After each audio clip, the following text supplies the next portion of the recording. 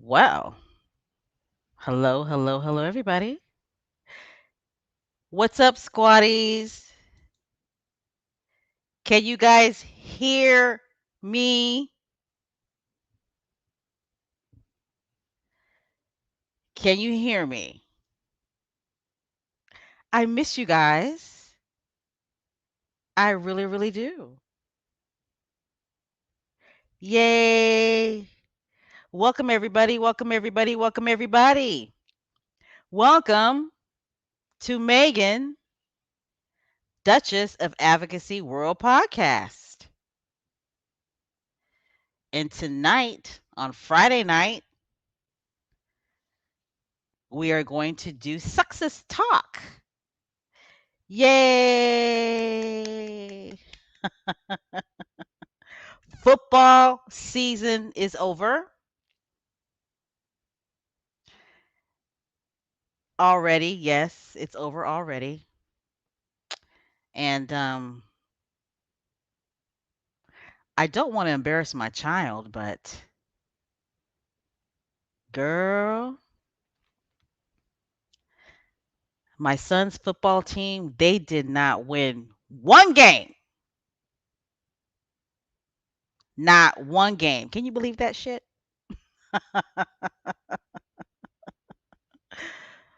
Winless season.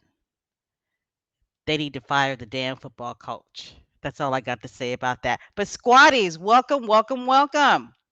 I wanted to give more people more time to join us tonight on Sexist Talk. So, before we get started, make sure that you got your food, make sure that you have your adult beverages. You can be drinking water, tea, let's see what else. Patron, a little Henny, some wine. Maybe you like carbonated drinks like Coke, Pepsi, Diet Coke, Diet Pepsi. Is anybody going to drink an apple martini or a lemon drop martini? Squatties, I missed you guys. I really, really did. But I've been around in Sex and Squad land. I've been hanging out with family out here in these social media streets. Oh, sexist fam, sexist fam, sexist fam. Megan, Duchess of Advocacy World Podcast. I got my page back on Twitter. Yay! Remember the last time I did a live podcast, I was telling you guys they had shut my Megan, Duchess of Advocacy World Podcast Twitter page down. I was still on Twitter, but I was posting on my other Twitter page, which is Special K Thoughts. But I don't have as many followers on that Twitter page like I do on Megan, Duchess of Advocacy World Podcast Twitter page. But we were shut down for about 2 months, but we're back up and running. And let's just say that we're going to make sure that we're a little more cautious when we do post. All right, guys. All right. Welcome, welcome, welcome. I am glad to be back on Friday nights. I'm not saying that I'm going to do a podcast every Friday night now, but we'll definitely be doing live podcasts on Friday nights. So glad to be back. It feels good. So I want to see thumbs up. I want to see flowers. I want to see roses. Let me know what you're drinking tonight. Let's do us. Let's do usums. Right, Success Squad, Success Family. Those of you who are in the chat, I love you. I love you all. Those of you who are just listening and relaxing, I love you. I love you all. All of the channel members, I love you. I love you all. All of the moderators, I love you. I love you all. If you wear the SS on your chest, I love you. I love you all. All right. Also, let me know where you're from. We haven't done that in a while. Let me know where you're from. Let me know where you be. Let me know where you are at. UK squatties, stand up. Because I already know that we American squatties, we represent. We don't even try, right?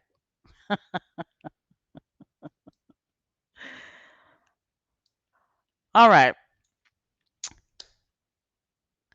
If you are not a subscriber to Megan, Duchess of Advocacy World podcast, I'm going to need you to go ahead and hit the subscribe button, please, on this live podcast tonight. Of course, we're on YouTube. However, Megan, Duchess of Advocacy World podcast, we are doing big things. We are also on Spotify and Apple Podcasts.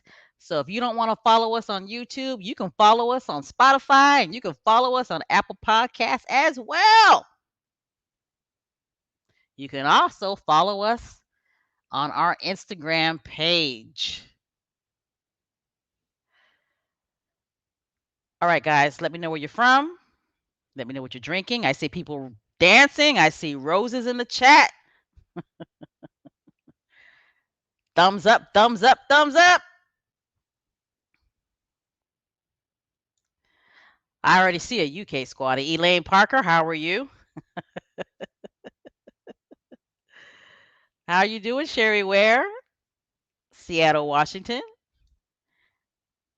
Okay, we got somebody from Mississippi in the house. That's awesome. Hey, Atlanta is in the house. Awesome, awesome, awesome. ATL. You guys got a huge, very important Senate race going on, don't you? If I lived in Georgia, I would vote for Herschel Walker. I would. I'd vote for him.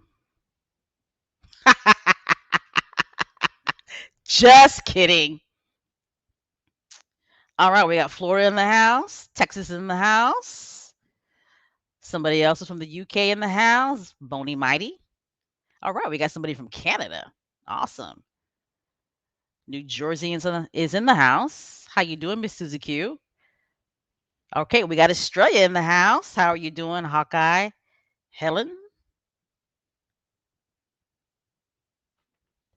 Brooklyn. Brooklyn is in the house. How you doing, Miss Joan? Michigan is in the house. Awesome, awesome, awesome. See, New York City is in the house. Cool. And see, I like knowing where you guys are from because it just proves that we are a global squad. We are an international squad. I see somebody else is from Canada that's in the house. Charlottesville, Virginia is in the house. Yes, awesome. Thank you, H Knight. Appreciate your 6-month membership. Awesome, awesome, awesome. Michigan is in the house. Somebody else is from Georgia. Okay, we got somebody from Kentucky. Awesome, awesome. And we got another person from Canada. Awesome. Washington State. Detroit. Virgin Islands. Awesome. Love to see somebody from the Caribbean in the chat. Ooh, that sounds good. A strawberry margarita. Okay, Miss Reba.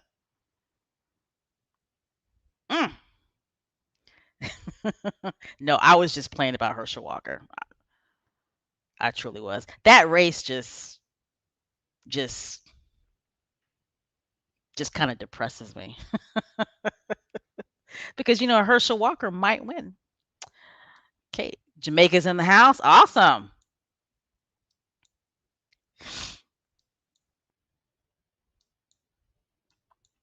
Okay, somebody from the Bay Area, Brooklyn, New York. Awesome. Yes, Miss Joan, I got jokes tonight. Is somebody from is that Antigua?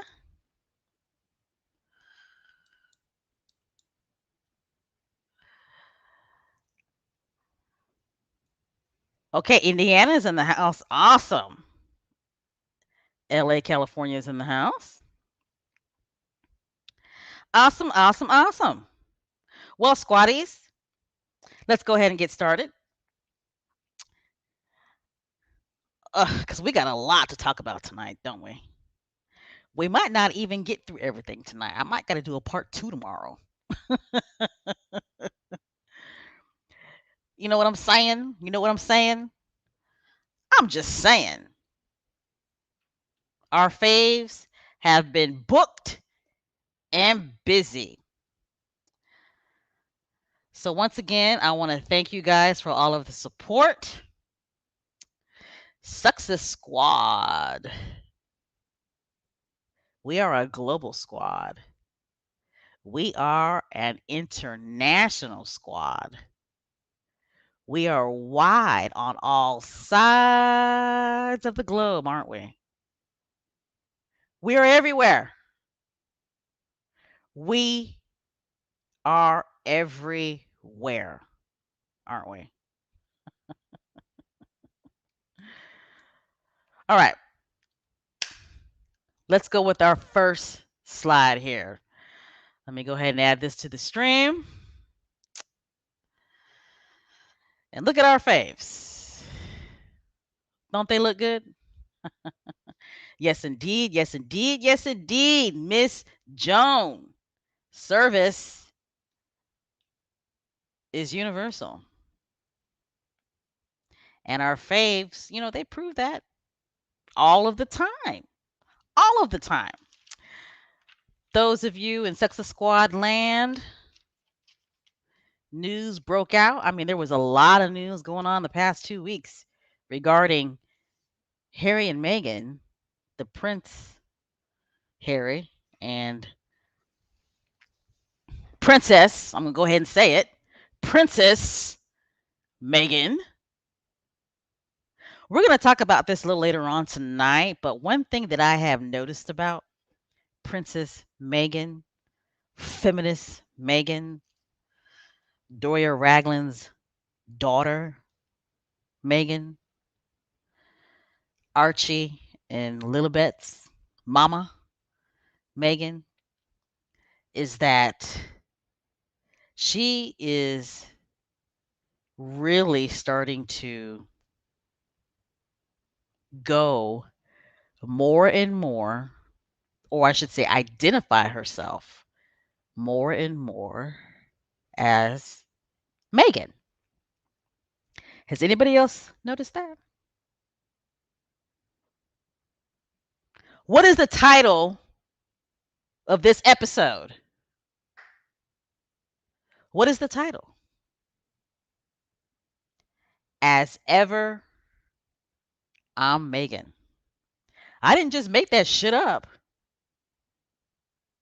Those are Meghan's words that came out of her mouth. If you don't know, you better act like you know. All right. News came out this week or last week. Like I said, our faves, they've been booked and busy. They've been booked and busy. But news came out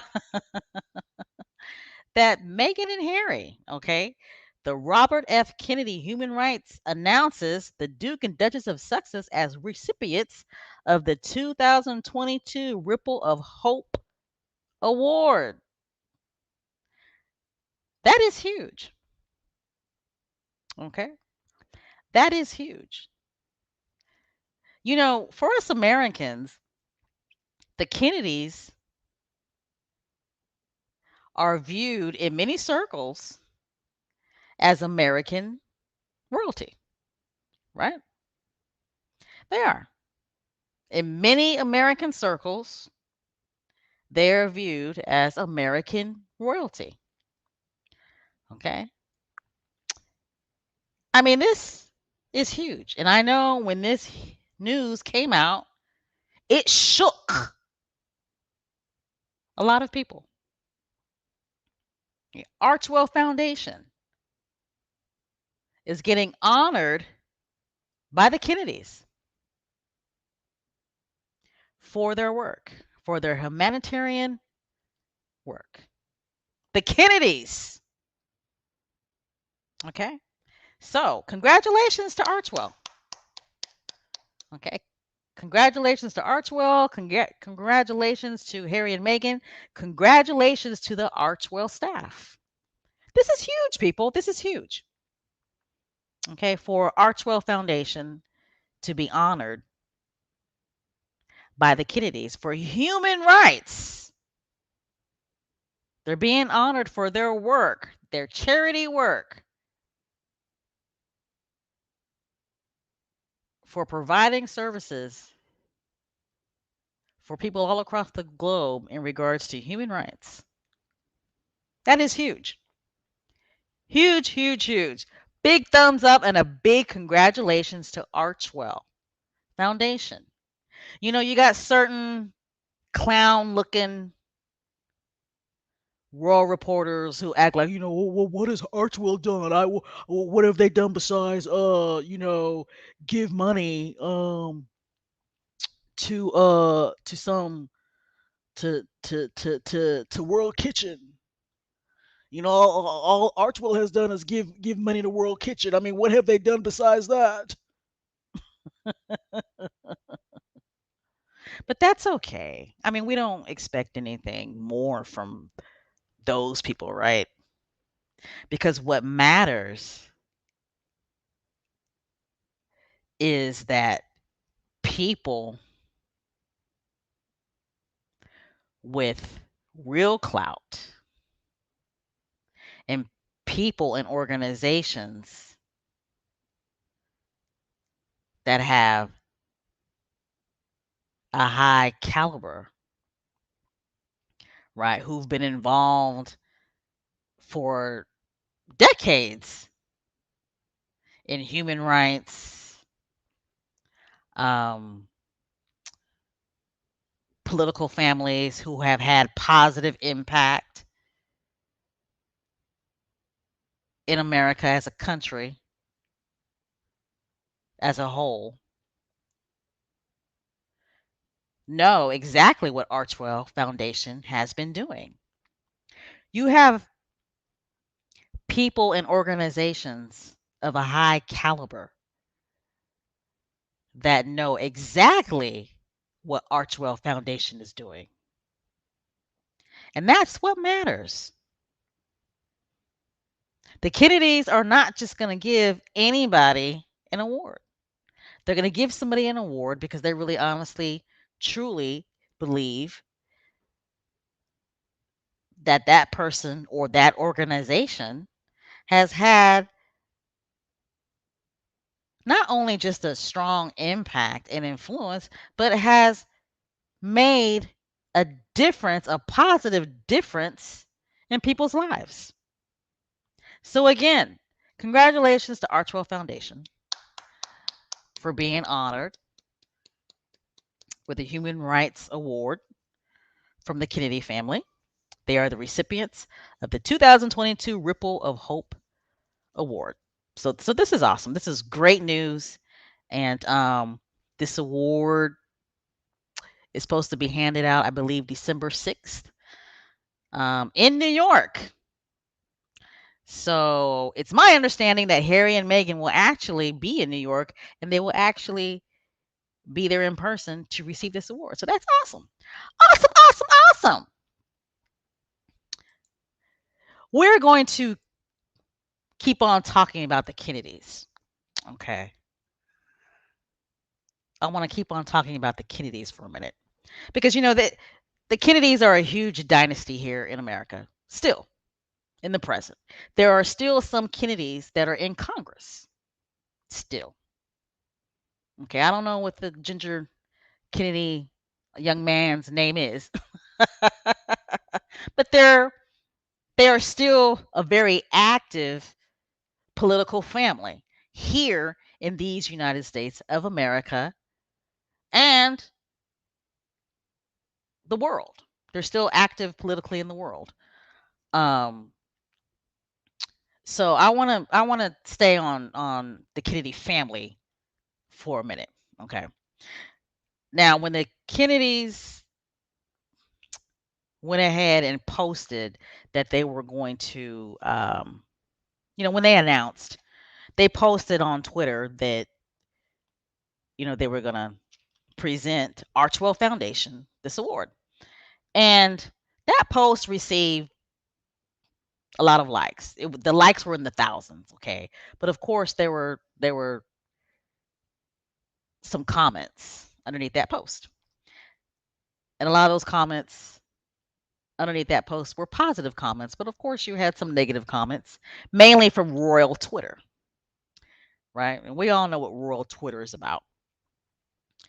And when I was reading some of the comments, all I could do was laugh and shake my head because it's like number one, like why is royal Twitter underneath a Kennedy post, right? Like, what do you care about the Kennedys, right? You live over in the UK or one of the Commonwealth countries. So why do you care that the Kennedys are giving Archwell an award? But we all know how royal Twitter is. They care about any and everything when it comes to Meghan and Harry, okay? Because they're obsessed with them. They don't want to admit that they're actually fans, right? But anyway,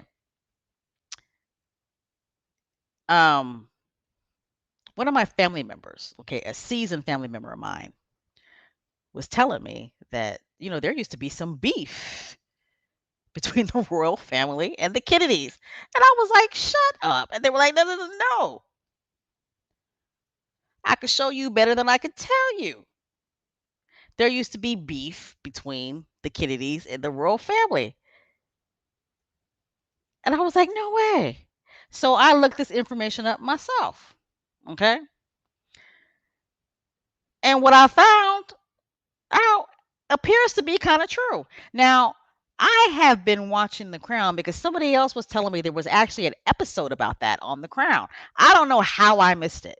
I must have fell asleep or something while I was watching The Crown that night. But so I'm gonna have to watch this episode. But yes, apparently there was beef between the Queen and Jackie Kennedy. And I'm like, oh hell no. What? Jackie Kennedy? But anyway, so I looked this article up, right?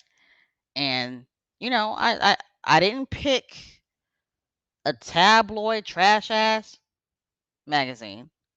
Okay, I'm looking at the Washington Post, and some people some people may think that the Washington Post is a trash tabloid, newspaper. But anyway, I tried to get a newspaper that had the most credibility. Okay, so anyway, I looked this up, and apparently the Crown did do an episode highlighting the rocky relationship between the Queen and Jackie Kennedy. So it appears that, when Jackie Kennedy and President John F. Kennedy, when he first became president, a few months later, they actually went to Buckingham Palace. Okay.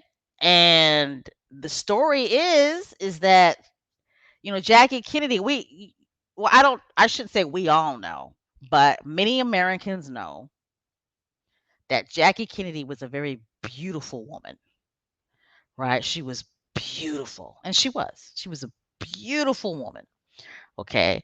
And from what I read, and it's my understanding that when Jackie Kennedy and President Kennedy arrived, that Britain loved them.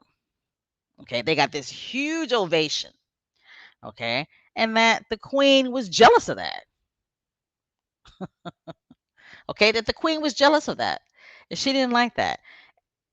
And I'm like, damn, well, that must run in the family, okay? This jealousy thing, obviously, that runs in the family, okay? But the queen was jealous of that. She was jealous that Jackie Kennedy was that the British people were falling all over Jackie Kennedy, and she didn't like that, okay? And I was also reading that Jackie Kennedy really didn't care for the queen either. Apparently, Jackie Kennedy and the queen were basically around the same age, but Jackie Kennedy thought the queen was a lot older than her. And this is all legend now. And Jackie Kennedy basically had not so nice things to say about the queen, and she had not so nice things to say about Buckingham Palace. And I was like, "Oh, wow, okay." And I was also reading that Jackie was upset with the queen because Jackie she wanted, I guess Jackie wanted a particular guest to attend the dinner. And this particular guest had been divorced twice. And the queen didn't like that. The queen didn't want the guest at the dinner just because this person had been divorced twice.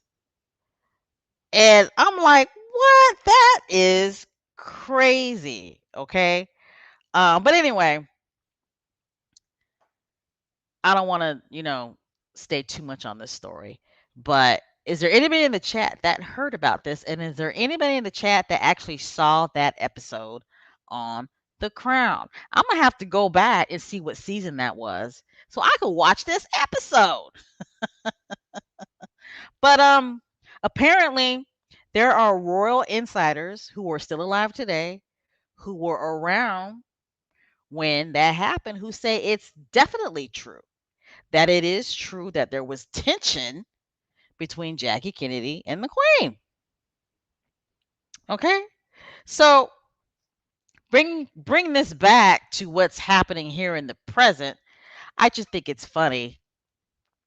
And I love the fact that the Kennedys are giving Archwell Foundation an award. And I think it's mighty interesting that Harry's brother is going to Boston to do his Earthshot thing. And Earthshot is based off of John Kennedy, right? Didn't what was Earthshot based off of when it comes to the Kennedys?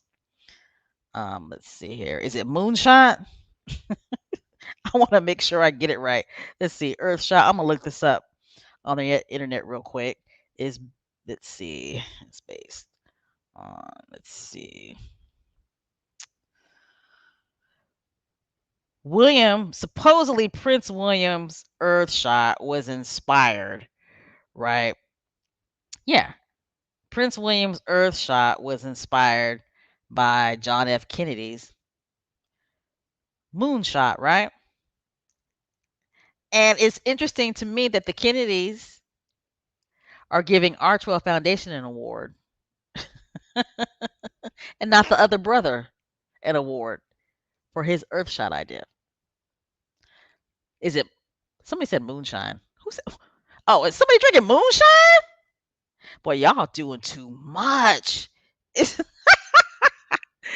okay, so the Kennedy episode is featured on season 2 of The Crown. I gotta watch that. I gotta see that. Thank you for the information. Thank you, thank you, thank you. Okay. Yeah, I gotta see that. I don't know how I missed that episode because I've been watching The Crown probably for the past 5 years. And I don't know how I missed that episode, but I got to see this episode. Okay. Okay. Looking in the comments. Okay. So is Earthshot, did William get the idea of Earthshot from, is it Moonshot? Like John F. Kennedy was in competition, I believe, with Russia or China to have the first man on the moon, right? And I'm citing this information, okay, from watching the movie. What was that movie about the, what was it, the three black women? The movie with Taraji P. Henson. Figures. What was the name of that movie? Man, my memory is not good tonight. You guys know the movie with Taraji P. Henson and if there's a troll in the chat, kick their ass out. Thank you. I am a little off tonight. Hidden Figures. Right? Hidden Figures. Thank you, thank you, thank you, Mina. Miss Mina. Thank you. Okay. So John F. Kennedy was in a race to get the first man on the moon. Okay, and I believe it was called Moonshot, if I'm not mistaken. And that's where Prince William got his idea in regards to Earthshot, right? So what I'm saying, so I can hurry up and move on because we've got so much to talk about. What I'm saying is that it's just interesting to me that the Kennedys are more focused, in my opinion, on Archwell Foundation than they are Earthshot. Now I know the Kennedys are doing something with Earthshot, but I mean I think they're doing it because they kind of were forced to do it, right? And when I say forced to do it, I think that they were being gracious, right, to do it because they didn't want to be petty. But I just think it's quite interesting, and it says a lot that Archwell Foundation is getting an award from the Kennedys, and Earthshot is basically getting a pat on the head.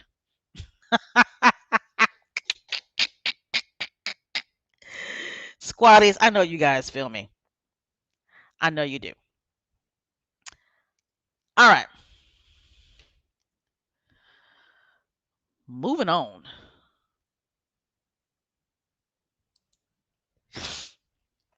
And that right there is supposed to be the picture of when the Kennedys visited Buckingham Palace.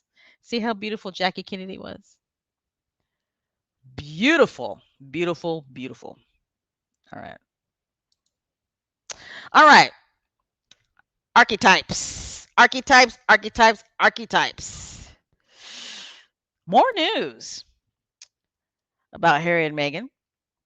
And I know you guys heard about this, and you guys have probably already talked about this in the Success family chat circles all over social media.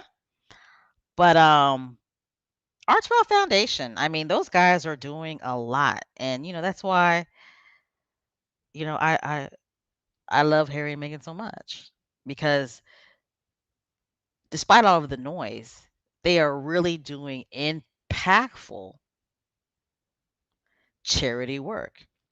But Archwell Foundation, okay, along with Archetypes, they announced that they are, hold on, that they are in partnership with Ving, and what they are going to do is, let me do my next sign, is that they have started this project to where their goal is that they're going to give um $1,000, right? Hold on a second. Let me get this so you guys can see. Oh, this is pretty cool. Somebody just texted me, told me that Harry and Meghan have a new picture on Archwell Foundation. I didn't know that. Oh, okay. So this is the same picture. Did you guys see this new picture of Harry and Meghan? It's from One Young World concert, not concert, conference. Um, they're both laughing, looking cute as ever. Let's see. But anyway, like I was saying, Harry and Meghan, they have partnered up with Ving, and what the project is, their goal is that they're going to give $1,000. Oops, sorry, my slide. And hold on. For some reason, my thing is acting up. Hold on. Okay, so what the Archwell Foundation, the Ving Project, what they're going to do is they're going to empower young people to embrace giving. Okay, so here's a quote from Meghan. All right, and I love this quote. It says, "Two things that bring me great joy are supporting women and the spirit of giving. With the return of archetypes, Archwell Foundation and Ving have come together to create the perfect combination of these loves." Meghan, Duchess of Sussex. So, what Archwell Foundation has announced is that they are teaming with the Ving Project.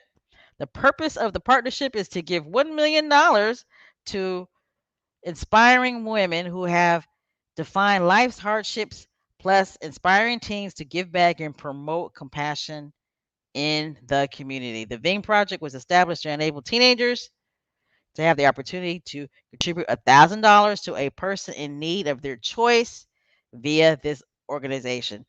If they're chosen, the nominator will be able to give the woman $1,000 grant to help them further their goals.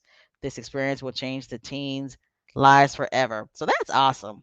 So basically, what it is that Harry and Meghan have put up $1 million in partnership with Ving, and they each person that is nominated, I should say, by a teenager. If they are chosen, then that person will get $1,000. So that's awesome. And during these hard economic times, a sister like me can use $1,000.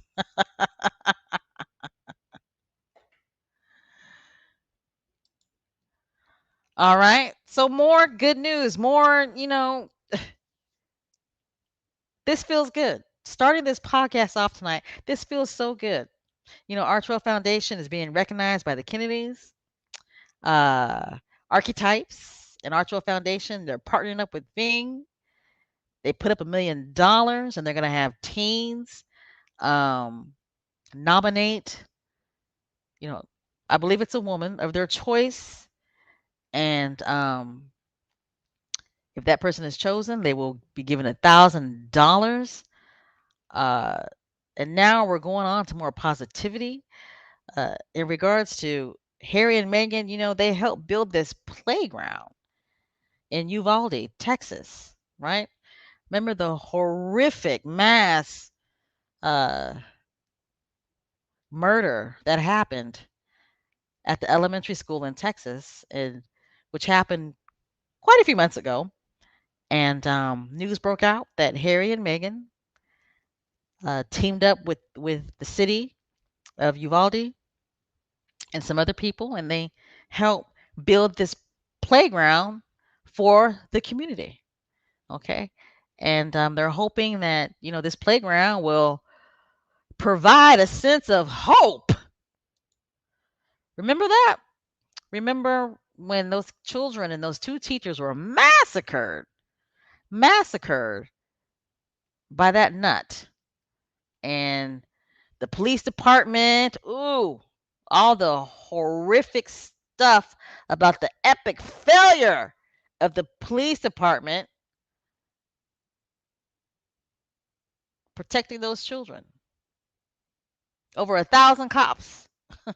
It appeared to me to be like over 1,000 cops at that elementary school standing there with their guns, listening to children getting murdered, listening to children getting shot, taking phone calls from children in the school who told them that they got shot, and those punk ass police officers would not go into that school and nobody would take responsibility.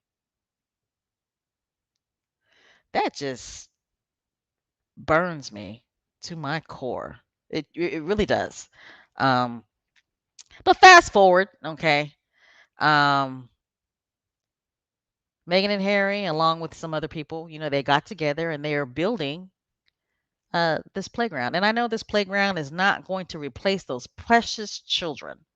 I know that and I understand that and I get that. But, you know, it's got to start somewhere. The healing has got to start somewhere. But remember when Megan went out there to pay her respects and the backlash that she got? Remember that?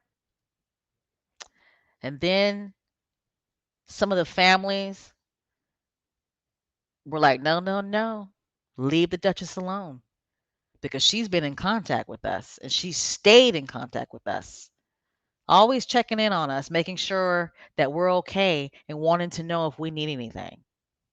Remember the little post on Twitter from different family members?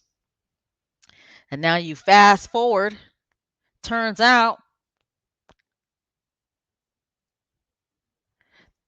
that Meghan and Harry were serious. They truly wanted to make a difference in those people's lives and they wanted to help out in any way that they can. Okay? Look at that. That's the park that they helped build. Awesome, awesome, awesome. I love it. I love it. I love it. I love it. I love it when I hear things about Harry and Meghan like this. I do. Because it drowns out a lot of the noise. Okay. It really, really does. All right. Now we're going to go ahead and talk about archetypes. We're going to talk about, excuse me, archetypes. But before we get into it, because I have Special K thoughts, I haven't really given any reviews about archetypes. I don't think I have. Okay. So I'm going to do a quick one, real quick, about Serena and Meghan. I think I did talk about that episode. I thought it was a good episode. It came across to me as two girlfriends who were having a chat. So that was a good podcast. But I thought, is it me or each and every episode Meghan appears to be stepping up her game, right?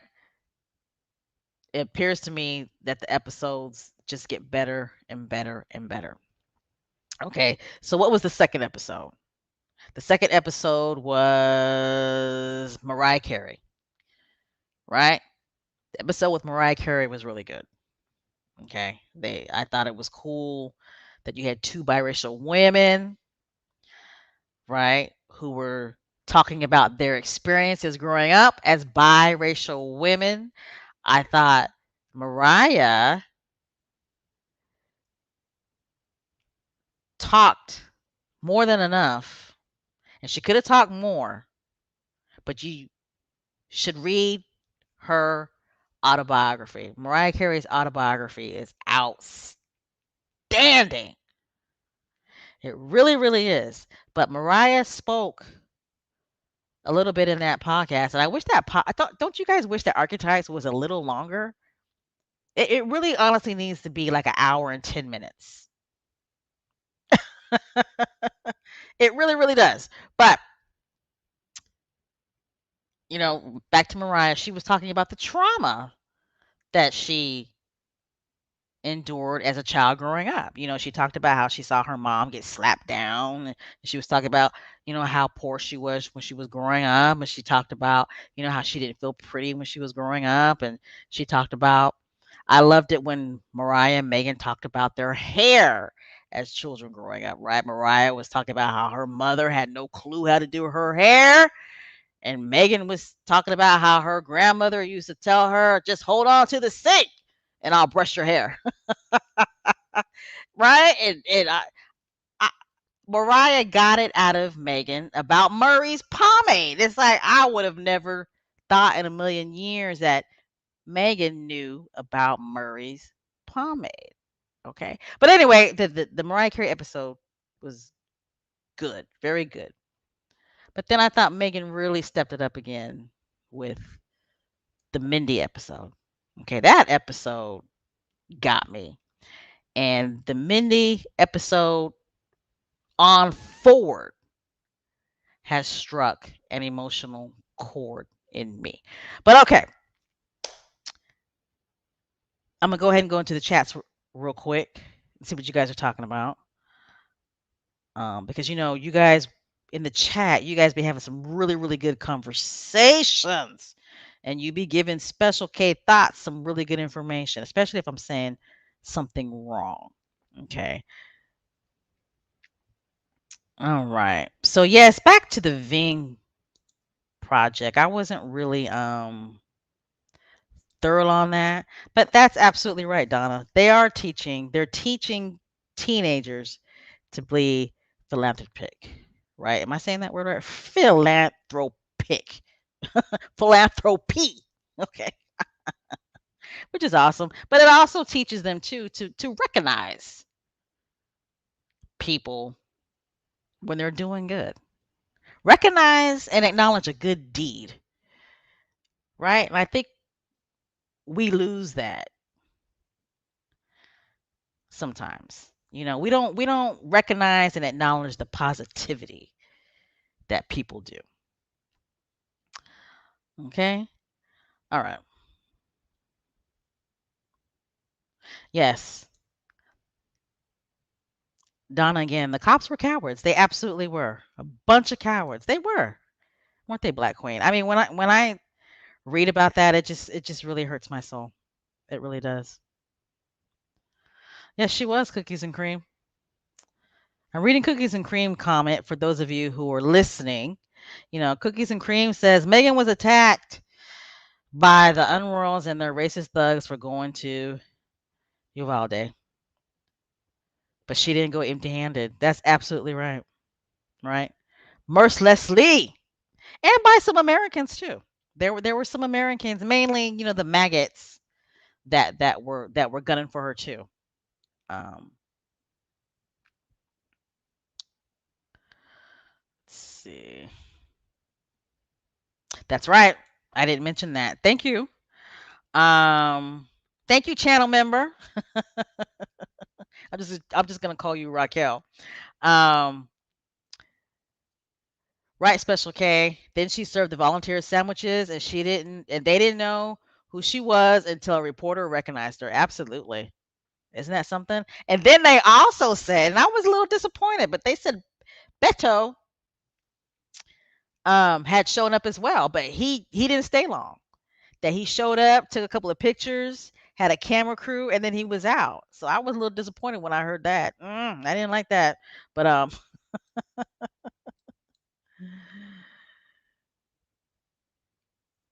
all right, let's see. Yes, I want archetypes to be longer. And I think the last episode was a bit longer, if not mistaken, right? I think the last episode was a bit longer. But okay, so let's go ahead and talk about archetypes. Because I really haven't give like an in-depth review. And I'm not going to give an in-depth review. We're just going to have a chat, right? We're just going to have a sexist talk family chat about archetypes. Okay. Number one, this podcast is outstanding. I know it has exceeded all expectations. Okay. It really, really has. The production is on point. Okay. And what I love about this podcast is the fact that Meghan is doing what she said she was going to do. She said that she was going to incorporate experts and historians in regards to the subject matters that they're talking about. And that's exactly what she has done. Okay. And I love that. But this particular episode with uh Margaret Cho and Lisa Ling, I love me some Lisa Ling. Okay. I've met her twice. All right, Lisa Ling is a California girl. Okay, and I've met her twice, and both times that I met her, she was so sweet and she was so nice. But I thought this episode was really good, and the reason why I thought this episode was so good was because I learned a lot from this episode. Okay, the episode of what was this episode? It was called The Dragon Lady, right? Basically, stereotypes about Asian women. Now, I don't know if there's any Asian squatties in the chat, but if there are, let me know. Yes, Miss Jones. I just saw your comment. Megan is about it. She is. But one thing about Megan, she's a preparer, right? Ain't no half stepping with Megan. Ain't no half stepping. She's not gonna half ass anything. It's got to be right. She is a preparer. She's not gonna just put anything out there, right? And maybe that's why that royal staff couldn't hang, right? They were doing incompetent work. But we might talk about that later on. I don't know about all that. Um, the success survivors. Shit. All of y'all need y'all asses kicked. Everybody should have lost their damn job. But back to archetypes, right? This episode right here. Let me know in the chat what you thought about this episode. Okay, I thought it was really good. The Dragon Lady, what they explored. I really honestly did not know that much about Margaret Cho. Um, I never watched her TV show. Okay, I knew she was a comedian. I knew that part about her, and I knew that she had faced some controversy, right? But to hear her story on archetypes, I thought was really, really good. I love the way she talked about her family. Okay. And I love the way she talked about the different stereotypes within the Asian community, especially when it comes to women. And, Margaret Cho, she's like the total opposite, right? I mean, she's a lesbian, right? She's outspoken, right? And kudos to her and her journey. And Lisa Ling, it was awesome to hear Lisa Ling's point of view. And my God, you guys remember what Lisa Ling said in when she um I think she was 18 and she said she was working with Anderson Cooper. It's like, what? Really? Like she was working with Anderson Cooper at the age of 18. I mean, that is awesome. But remember the story that Lisa Ling told on archetypes in her conversation with Meghan about the racism that she faced, being the only Asian person when she entered the world of journalism. Okay. And I mean, the story that she told, I think she was saying that she was picked as a new up and coming young journalist, right? Was it for Rolling Stone or something like that that she got? And somebody actually took, I guess, the article that had her picture on it, and they slanted her eyes on that picture, and I think they wrote "Yeah, right" or something like that, and they actually posted it in the office. I mean, my God, can you imagine how much that hurt her soul dealing with something like that? But she persevered, and look where she's at today. Look where she's at today. Lisa Ling has never, at least from what I have observed about her, has never shied away from the fact that she's Asian. You know what I'm saying? She's never tried to uh, whitewash herself, in my opinion. And I loved it when she talked about her being a kid and what inspired her to want to be on TV was Connie Chung.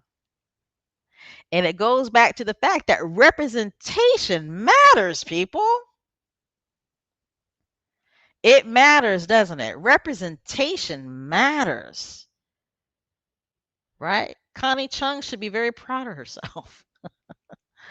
Cause look at that. Lisa Ling. Um, but I thought the episode was really really good. I loved the questions that Megan asked. When Megan talked about her experience in interacting with the Asian community, Mama Doria, or I should say Queen Doria, she exposed her daughter to different cultures. She really really did.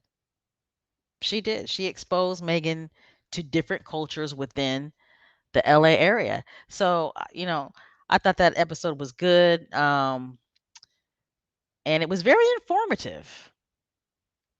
It was very, very informative. I never really paid attention to the dragon lady stereotype. Okay. I never did. And this episode taught me that I bought into the dragon lady stereotype. I did. I bought into it. So, I thought this episode right here was really, really good. Um, let's see. I'm just looking to see what you guys are talking about in the chat. Okay, Sherry Ware says that I love the episode with Margaret Cho and Lisa Ling. I did. I thought it was really, really good. Um, let's see. And I just love the fact that she's highlighting all different types of women. You know what I mean? All different types of women, different races, different ethnic backgrounds. And within those different races and ethnic backgrounds, there's a difference between those women. I mean, there's a huge difference, right? Between Margaret Cho and Lisa Ling. Yes, they're both Asian, but they're two totally different women.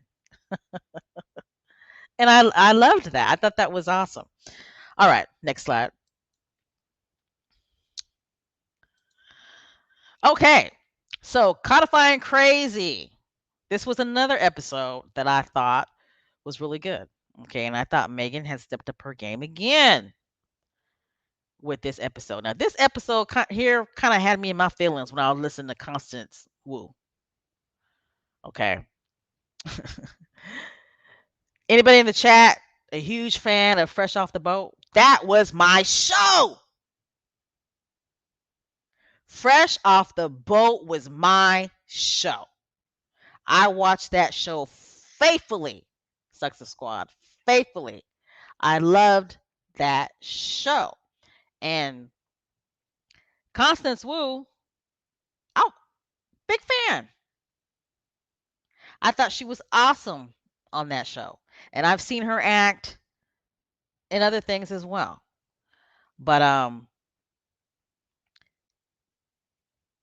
what I'm saying about Constance Wu was when Fresh Off the Boat, when the announcement came out that Fresh Off the Boat was gonna do, what was it, a fifth or sixth season, and Constance Wu had put out that post, like, oh man, remember the post that she put out?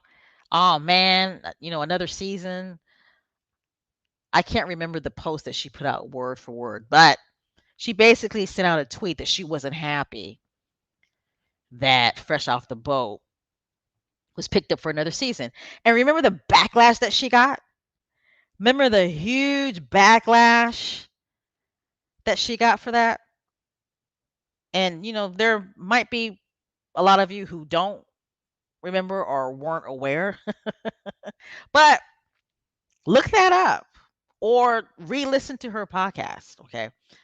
Not her podcast, but excuse me, listen again, I should say, to the Archetypes podcast. When she was talking about that time, that was a serious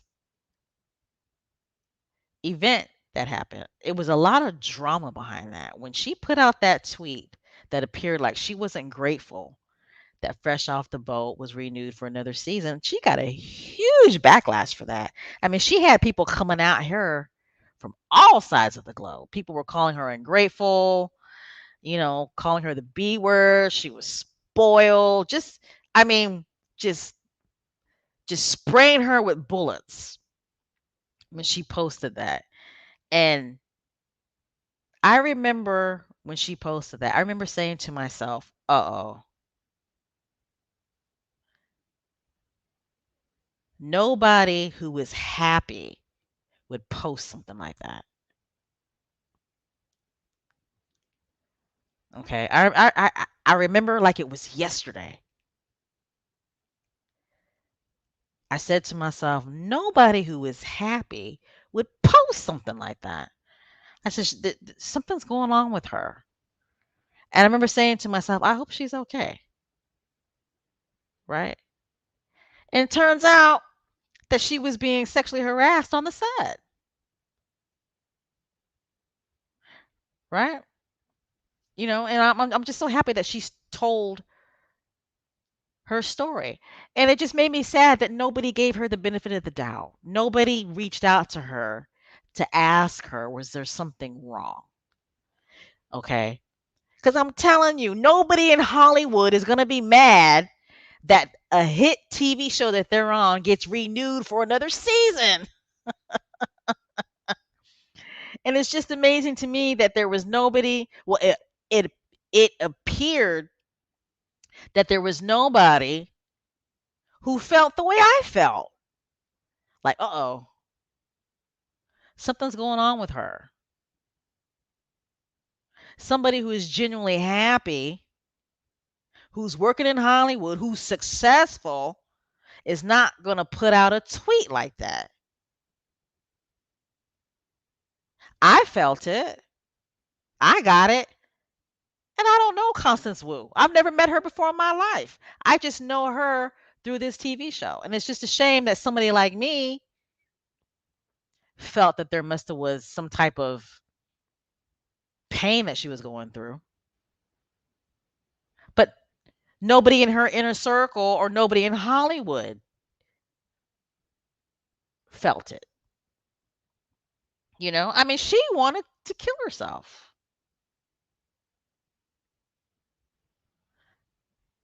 She was attacked brutally by her own people. It was sad when she talked about the email that she got from one of her own people. This person basically told her she should just go kill herself, if I'm not mistaken. This person told her that she ruined it for all of the Asian actors, that she was wrong for talking about her pain, or she was wrong for putting that tweet out.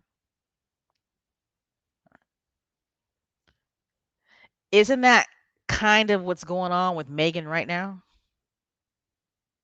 to a certain degree?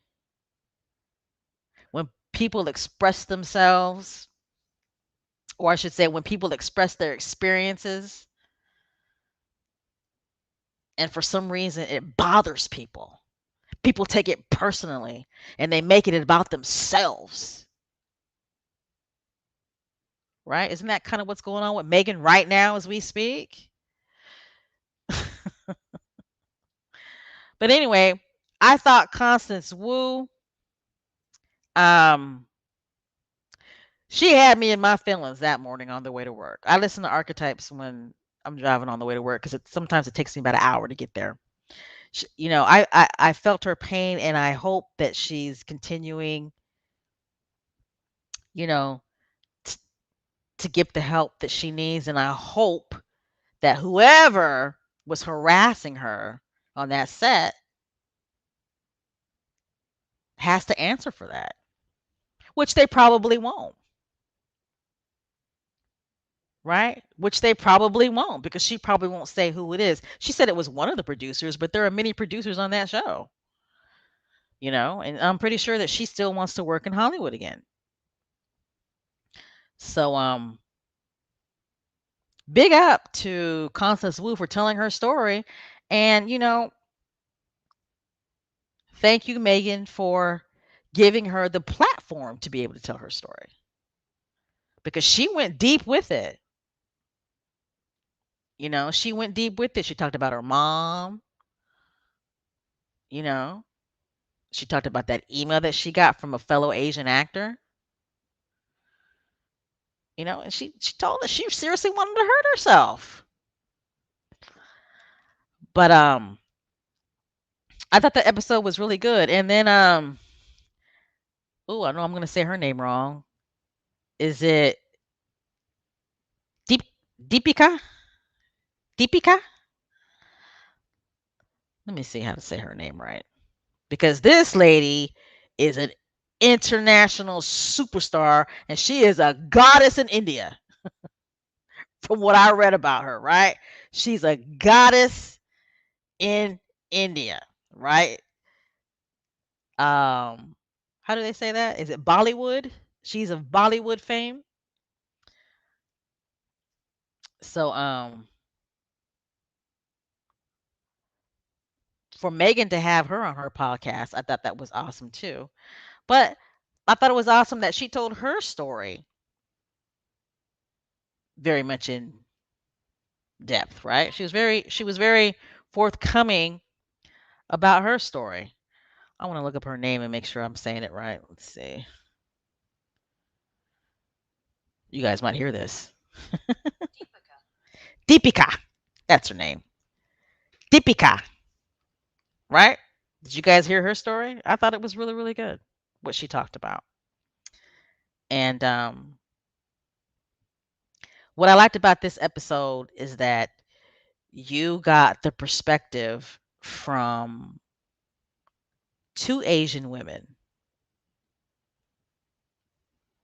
in regards to mental health and being called crazy. You got perspectives from two Asian women, right? Deepika, let's see, I'm gonna try her last name. Padukone, is that how you say your name? Deepika Padukone. I highly doubt that I'm saying her last name right, but her first name is Deepika, right? She's Asian. She's South Asian, right? Legendary in the Bollywood world. Okay. Talked about her mental health struggles, her mental health issues. And then you have Constance Wu, who is East Asian, talking about her mental health struggles. So that's what I love about archetypes. Okay, again, she's talking to women of different races, different cultures, okay? But she's talking to women who are within the same race, different cultures, who are dealing with some very difficult issues from different perspectives. And that's what I love. That's what I love about archetypes. I love it. And then, of course, Megan will bring in, an expert in that area. Okay. An expert who will give us knowledge, an expert that gives us correct information. Right. And Megan knew that this episode right here was heavy. She knew it was a heavy episode. Okay. And they talked about, if you're struggling, and they gave us information on where we can get help. And I read on some social media circles that there were people who listened to this episode, not necessarily squatties. Okay. People who are not in the Success Squad that listened to this episode, and it inspired them to get the help that they needed. I just thought that was awesome. This was a really, really good episode, and I thought Megan really stepped her game up with this episode. She let these women talk um, about their struggles. And what else did we learn in this episode? What else did we learn? We learned that Prince Harry, Zaddy, H, has got Megan the help that she needed when it came to her mental health struggles. Okay, he knew somebody who can help her, and Megan reached out to that person. Okay, so I thought Codifying Crazy was a good episode. It was with Jenny Slate, Constance Wu, and Deepika. I know I'm gonna mess up her last name, so I don't really want to say it. All right, Miss Diane, you're absolutely right. Each archetype, this is what Miss Diane says. For those of you who are listening and not in the chat, Miss Diane says each archetype is so informative. I look forward to them each week. I do too. I don't fell in love with Tuesdays. Don't you guys look forward to Tuesdays? I mean, I look forward to Tuesdays. It's like you look forward to that archetype episode dropping. Okay, I have Spotify. Obviously, I have Spotify because I post podcasts on this on Spotify. I post some of the Megan Duchess of Advocacy podcasts on Spotify. But so I have an account. So every time I get a new every time an episode drops on whatever I'm subscribed to, we all have that bell, right? And the green light comes on. And boy, on Tuesday mornings, I look so forward to that green light coming on. It's like, there's the green light, archetypes. Yay! Let me go ahead and get my car and drive to work. It's like once I pull up to my job, and if the archetypes episode is not over, I'll drive around the parking lot, or I'll go park across the street and sit in my car and listen to the episode until it's over. But yes, yes, yes, Tuesdays are on fire. They really are. Uh-oh. Hold on a second. I gotta go get my charger because my battery's running low.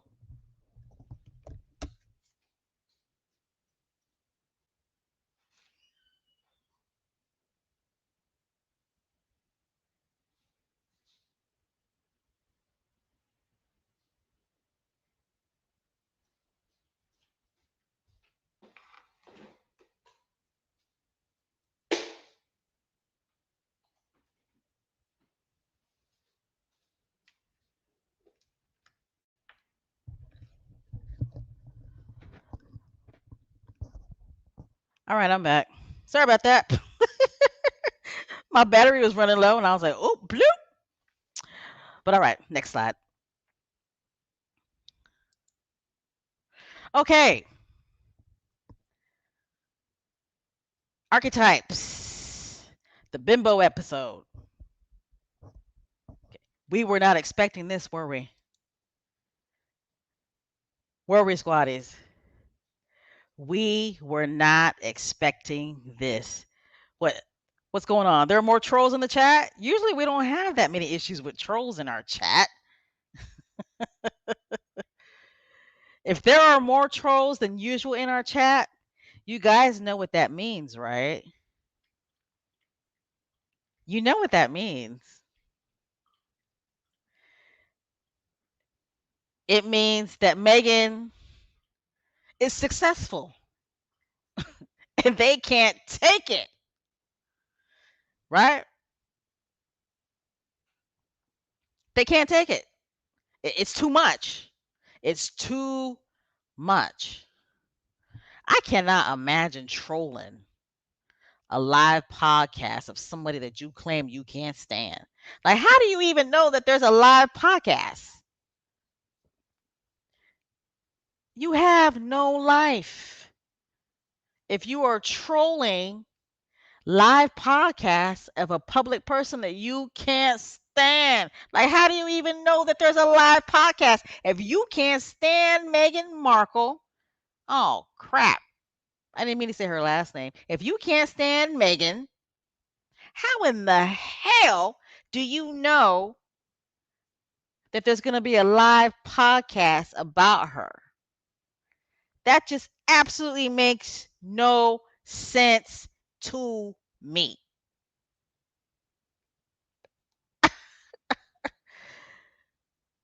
It's like you really have no life. But anyway, let me move on.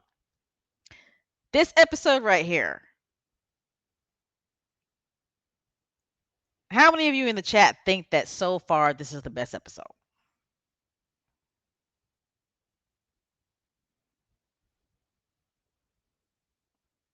I mean, the episode with Constance Wu was really, really, really good. But I think this episode with Paris Hilton took it to a whole nother level. I really, really do. This episode right here with Paris Hilton, we were not expecting that. We were not expecting that. And you know what? I'm not going to say, I think it's too early to determine what is the best episode so far. I do. Because we have like 6 more episodes to go, right? So yeah, it's a little early to be saying all that, but this episode with Paris Hilton blew me away. It blew me away. I wasn't expecting that, and I don't think nobody was. Now, people who listen to the podcast, they are talking about Paris Hilton. Okay. People who listen to the podcast are talking about Paris Hilton and her story, the courageous story that she told. All right. People who are talking about what Meghan said didn't listen to the podcast. They're just reading headlines. Okay. So let's all keep that in mind because when you read random tweets or social media posts on different social media outlets like Facebook, Instagram, Twitter, whatever, right? Those people who actually listen to the podcast are like, wow, I have a newfound respect for Paris Hilton. Or it's wow, thank you, Paris Hilton, for sharing your story. Or it's wow, Paris Hilton, I am a fan. Or wow, Paris Hilton, I have a new profound respect for you. Or wow, thank you for telling your courageous story. I didn't know that. Or wow, I'm so sorry for judging you this whole time, Paris Hilton. Or wow, Paris Hilton, I had no idea that you went through the abuse that you went through. Those that's what people who listen to this podcast are talking about, right? Like wow, here's this woman who comes from a family of privilege. It's like your daddy owned, or I'm not too sure how the Hilton thing is. I don't know if her dad is an heir to the Hilton fortune or if he actually owns those hotels. I don't know. Me personally, I don't know. Excuse me. But it's like, you come from this family of all this privilege and all this wealth and all this fame. And here you are as a teenager in a boarding school getting abused. And we had no idea that was going on with her. When we saw her, we just saw this privileged, rich, spoiled, you know, Hollywood bratty bimbo who could do whatever she wanted. And we thought she was dumb. That's what we saw. Famous just for being famous for nothing, right? That's what we saw. But I have to admit, I stopped thinking that Paris Hilton was dumb when she started all those little businesses. Okay. When she started the Tinker pet clothes and that mess was selling out, that's when I was like, wait a minute, uh-oh. Paris Hilton isn't as dumb as we think she is. I kind of was caught on to her game way earlier than most people. But anyway, this episode right here, whole nother level. Okay. Whole nother level. I love the fact that Paris shared her story with us. Okay. And I liked it. Well, I should say I liked it, but she told us how she wasn't even using her real voice. She was saying my voice is naturally low, but I was playing this role. I was playing this character. You know, I was playing this airhead, and I was using this high squeaky voice. You know, and it was like, wow, I had no idea. I learned so much from this episode about Paris Hilton, and I do. I have a new profound respect for her. Um, so kudos to her for sharing her story. And it's a shame that in certain circles within the media that her story is getting lost and they're more focused on what Megan said, right? In that what 2 minute clip that Megan said, that 2 minute segment where Megan talked about being on Deal or No Deal, being a suitcase girl on Deal or No Deal. What Megan said doesn't even compare to what Paris Hilton's story was. Paris Hilton, she told us she was a teenager, she was strip searched. Damn. Can you imagine being a teenager getting strip searched at boarding school? And she said that there were children that were abused at that boarding school.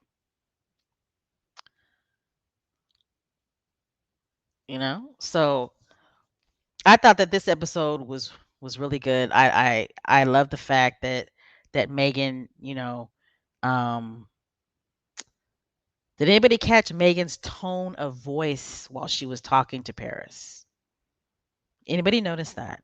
I did. I noticed that. Her tone of voice was very gentle.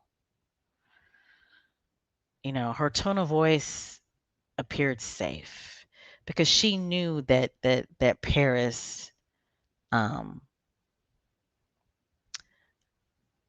was nervous, and Paris said that she didn't really trust people. And I just love the way Megan adjusted and really wanted to make that interview a safe space. Like Megan said, this is a safe space. There's not going to be no gotcha moments during this interview. So I love this interview. I I loved it. And I know that there were more people on the interview, but I don't really care about them people. I don't really care about them people. I mean, Paris Hilton really, really, really got me. She really did. And I just wanted to reach out to her and give her a big hug. Because look what she's doing now. She's going to Congress, she's advocating for abused kids. She's involved in different charity work now regarding um abused teens, and you don't hear that about her. You don't hear that about her. Okay? So I hope that Paris Hilton appearing on Archetypes made a lot more people aware of what she's doing now. You know? I really, really do.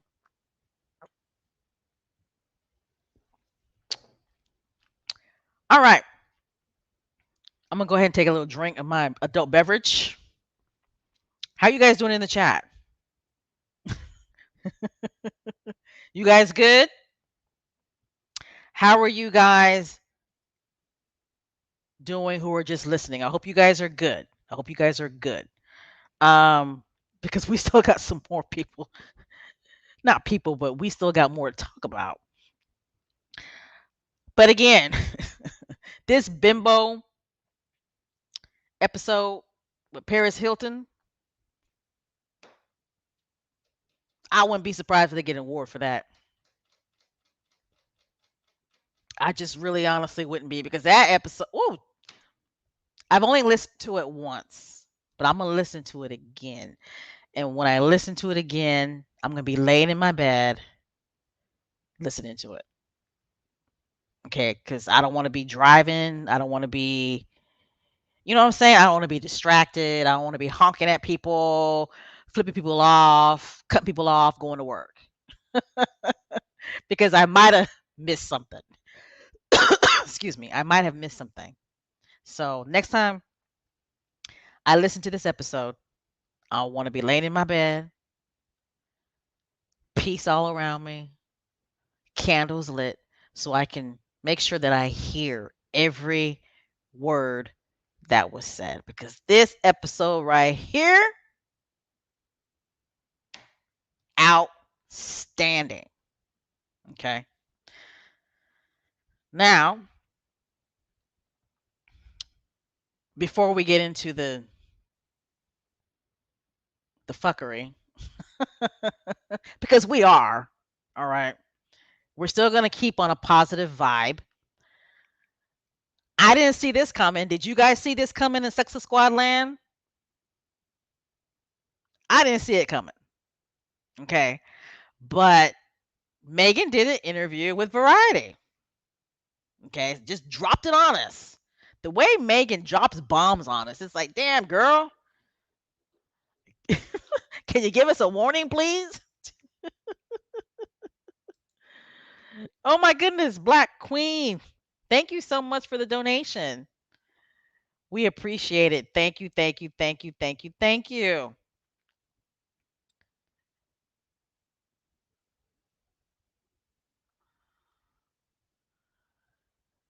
Somebody said in the chat, no leaks. Where are you at? That's right. Ben 10 pound. No leaks, right? No leaks. It's like bam. Just dropped it on us. It's like, you're on your social media feed, you put your phone down, you come back, you pick up your phone, bam! Megan done did an interview with Variety Magazine. It's like, oh shit, I gotta go to this meeting in 5 minutes. Dang.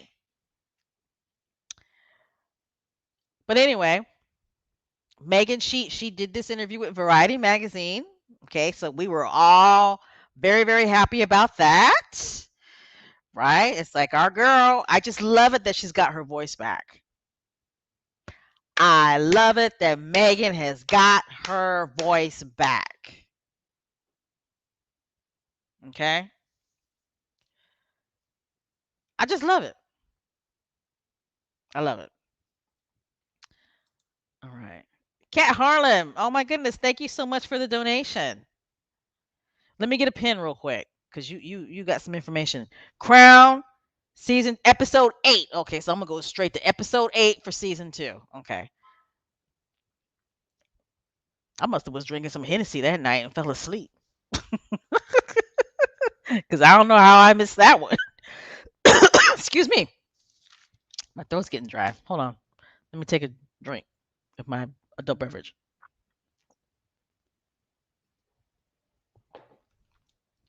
All right. So Megan did an interview with Variety Magazine, and the interview was better than the cut interview. Who agrees with that? The Variety interview was better than the cut interview. It is what it is. Okay. It's better. All right. Oh, wow, guys. Thank you so much for the donations.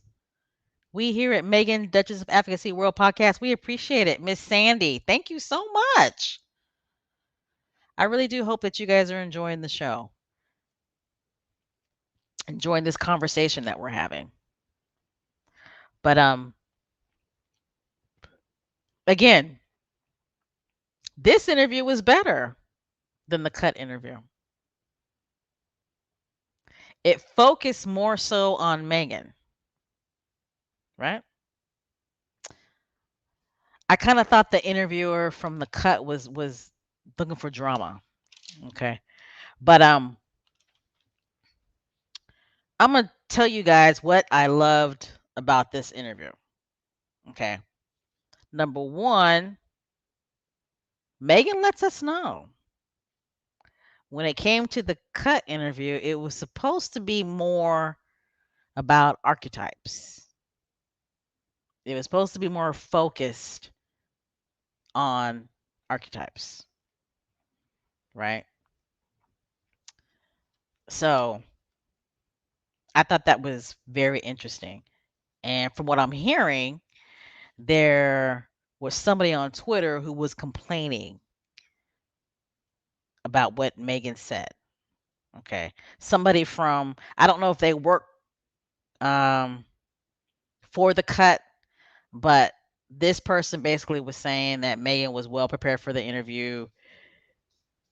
She knew what the plan was, and that person had tagged the interviewer.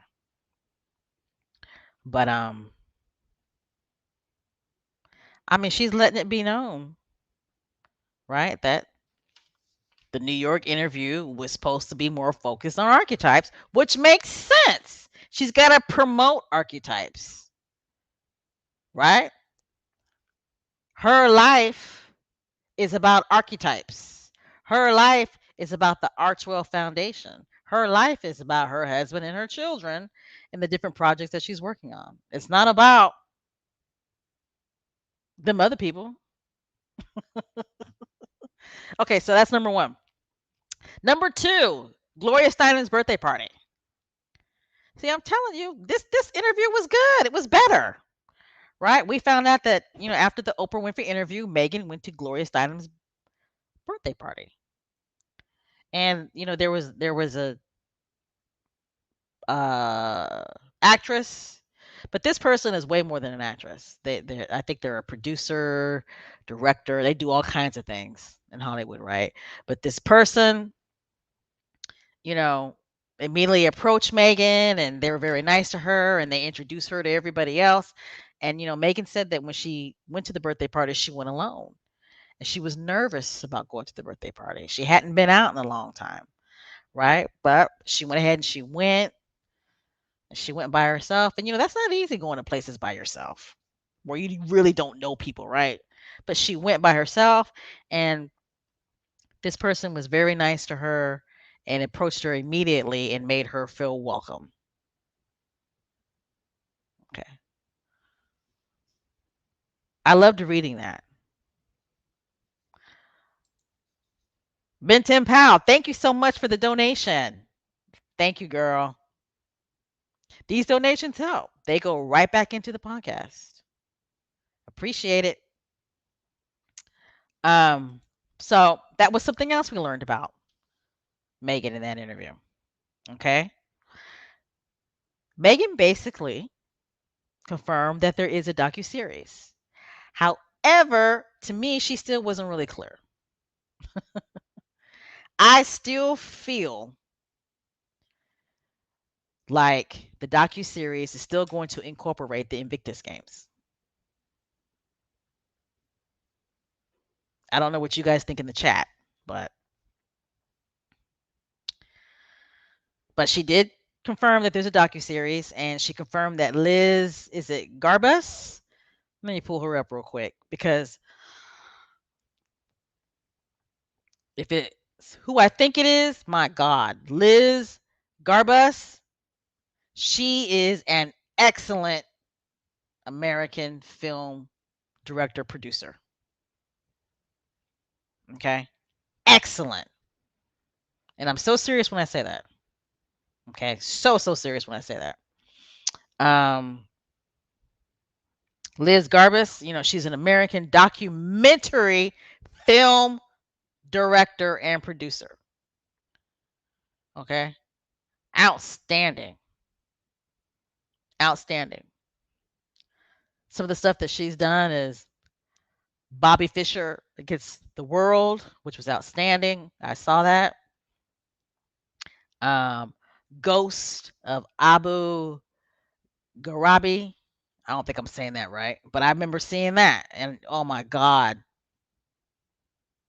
that was so good. And I also saw, um, what was the other one? There was something else that I saw by her. But anyway, she is an outstanding film director and producer, and her specialty is documentaries. That is her specialty. So I can't wait till this drops. Whatever it is. If it's a combination of Meghan and Harry within the Invictus Games, or if it's a docuseries just about Harry and Meghan, it's going to be outstanding. I mean, it really is. But I really feel in my heart of hearts that the docuseries is going to be more so about the Invictus Games, and I think Harry and Meghan's part is going to be the difficulties that they went through doing this docuseries. That's what I think is going to be highlighted about those two. Because it was very difficult for them to pull this off. It was very difficult for Prince Harry to pull this off. Because you have to remember that was during, or I should say maybe right after COVID, right? You're dealing with special needs athletes.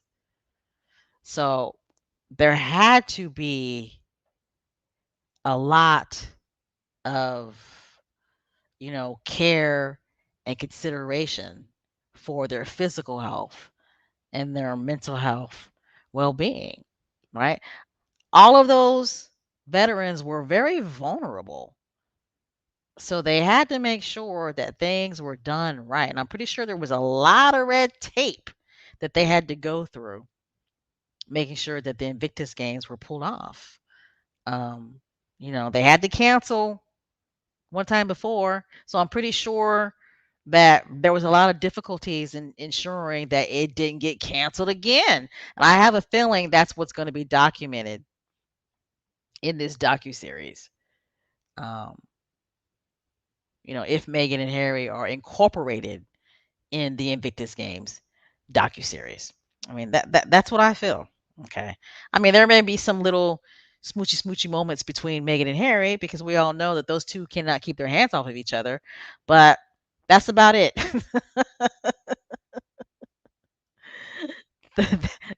That's about it. But okay. So back to the variety interview. All right, back. Let me go back. Okay. I'm just going to be straight up. Okay. I really honestly don't care for this picture. I don't. Just saying. I thought that they could have picked a better cover.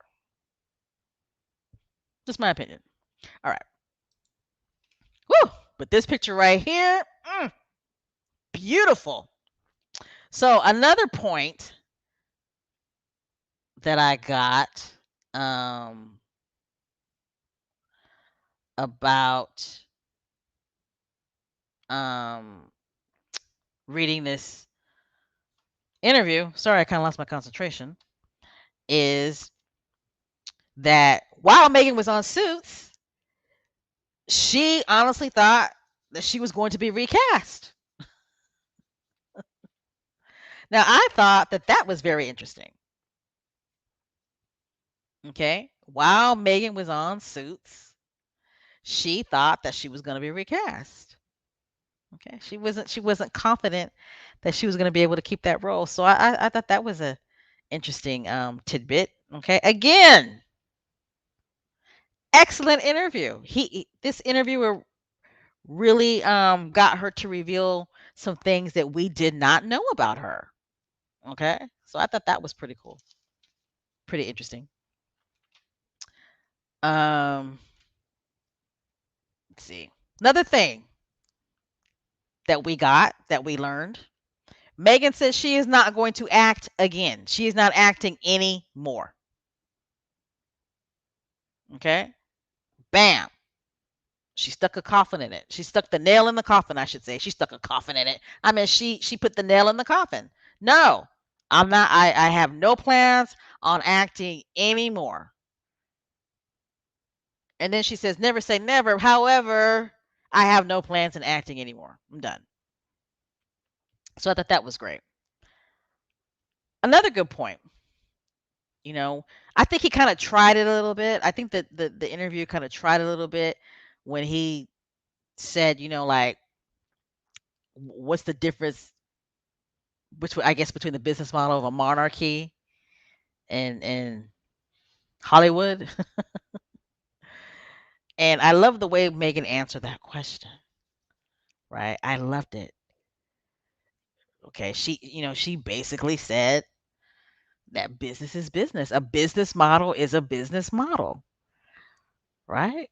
I mean, I love the way she answered that question. She didn't go there with the monarchy. She didn't have nothing negative to say about the monarchy.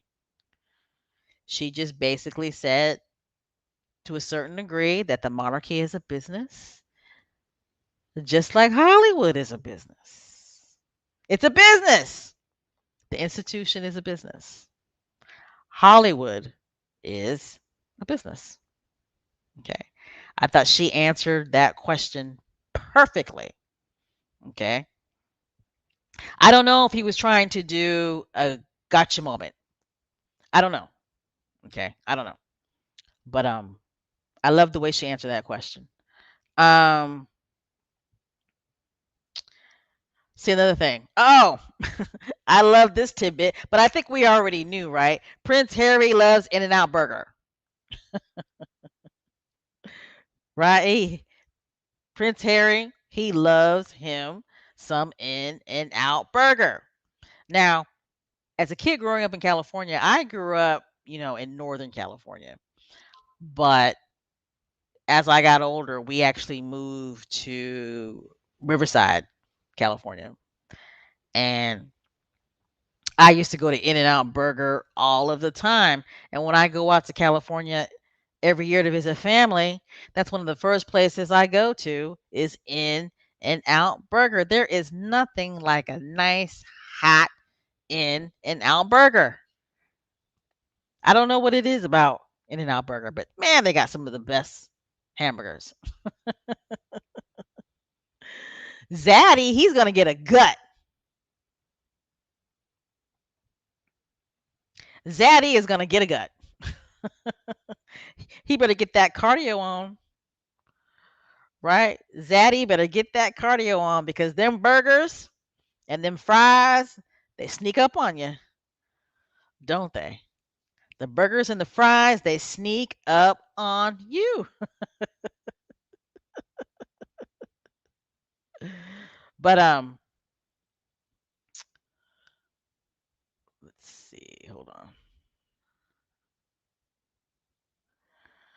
All right. Another thing that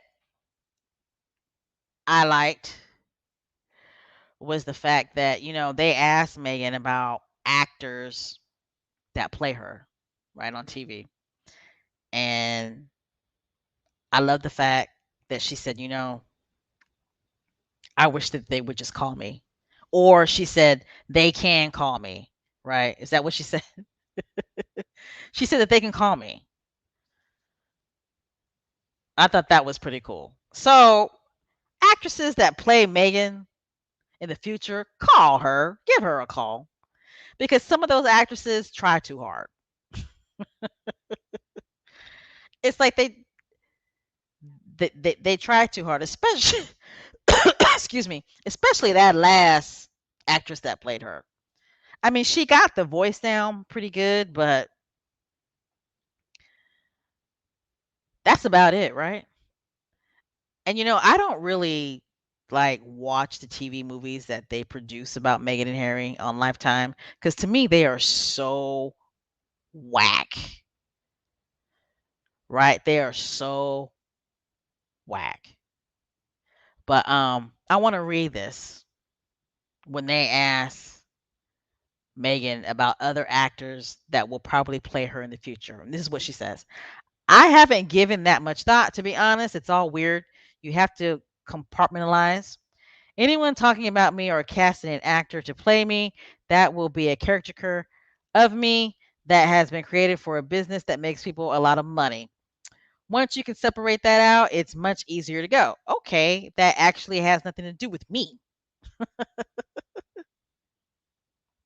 It generally doesn't. It's a hard lesson to come to grips with. And then he asks, what's one piece of advice you give an actor 100 years from now who is cast as Megan? And she says, I hope that in preparing for that role, she finds the softness and playfulness and the laughter. And I think that's what's missing when these actresses play Megan. Okay. They don't pull off her softness, her playfulness, and her laughter. They don't.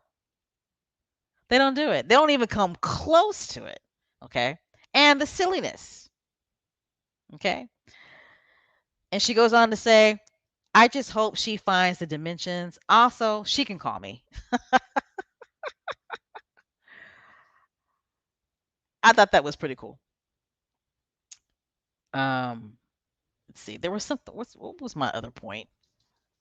Prince Harry loves In and Out Burger. Awesome. Oh, Megan loves rom coms.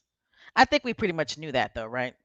We pretty much knew that Megan loves rom coms. I'm not really a rom com person. How about you guys in the chat? Yeah, I'm not. I'm not a real rom com type of gal. My rom coms, um, a rom com for me probably would be like a Pretty Woman, perhaps. But like the romantic movies I like or the love stories I like are like the forbidden loves. You know what I'm saying? Like dude is from the wrong side of the tracks and he falls in love with some chick who stays on Fifth Avenue or those forbidden type um romantic movies I'm more into. But I think it's safe to say that the majority of people within the Success Squad knew that one of Megan's favorite movies is When Harry Met Sally. Now, I have to admit, that's a movie I've never seen before in my life. I've never seen let me go ahead and switch this up. I've never seen When Harry Met Sally. Never in my life because it doesn't appeal to me. Um but if you guys have seen When Harry Met Sally, let me know in the chat and let me know if it's really that good of a movie because that movie to me comes across as dumb. And I know it's our girl's favorite movie, but I don't think it's that type of movie for me, Special K, if that makes any sense, which it should. All right, let's see. Was there something else? Let's see. There was a question that Megan bypassed that I thought was very clever of her. Let me see if I can find it. Okay.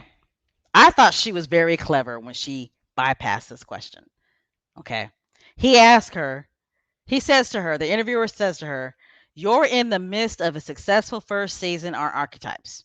The show breaks down harmful labels put on women. What are the biggest misconceptions about you? Okay. And Megan says, I think what happens looking in from the outside when there is much noise is that you become dehumanized. But if you remember that someone is a human being, then you don't treat them and talk about them, look at them the same way. My hope for archetypes is that people come out thinking, oh, she's a real person. She laughs, asks questions, and approaches things with curiosity. I thought the way that she answered that question was so clever. Okay. Because it's like, she answered it and didn't answer it. You get what I'm saying? It's like she answered it and didn't answer it. So, my overall of the interview with Variety, it was the best interview so far. I thought the interviewer got some really good tidbits from her, and the tidbits that he got from her were all about Megan. That's it. the tidbits that he got from her that we weren't aware of were all about Meghan. This interviewer focused on Meghan, focused on the family, focused on archetypes, and that's about it. I think the reason why he asked about the mother people was to get that out the way, right? To get that out the way. And the way Megan answered that question was perfect. She had nothing but positive things to say about that woman, right? She said nothing but positive things and put lock and key on that. And then the focus was totally on archetypes, Megan, and the family. Okay. I thought that was an excellent interview. I thought it was well written. I thought it was detailed. And kudos to Variety. I would have never thought that Variety magazine would pull off an excellent interview when it comes to Megan. I, I, I, I, I was gobsmacked. I was gobsmacked by it. Okay, I thought the interviewer from the Cut, she was looking for drama, right? She was looking for drama, and kind of in the way that she wrote that piece, to me, it was a little that was a little snarky, in my opinion.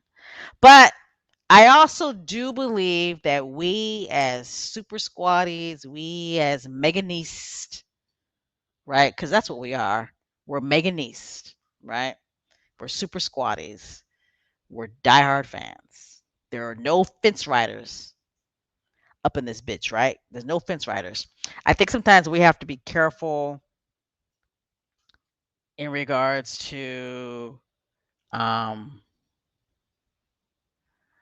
oh, how can I word this? That I guess like the expectations. Well, no, I'll put it to you. I'm trying to figure out how can I word this. That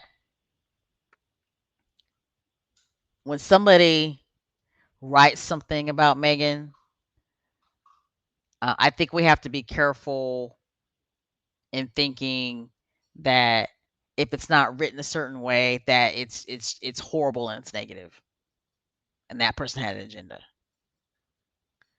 right?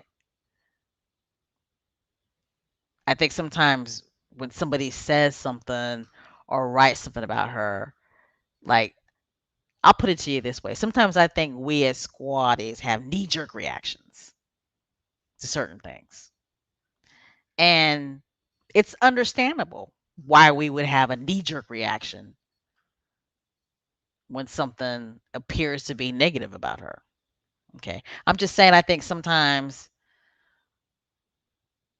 we might be a little off in thinking, oh, that person's just being negative, da da da. When what they really said really honestly wasn't that negative. However, when it comes to the Cut interviewer and the article, I read that article 3 times and my gut came to the same conclusion. This article really isn't that good. The pictures are beautiful, but this article really isn't that good. I don't really want to bring this up, but I'm going to go ahead and bring this up. That interviewer kind of pissed me off. What she wrote about Lilibet.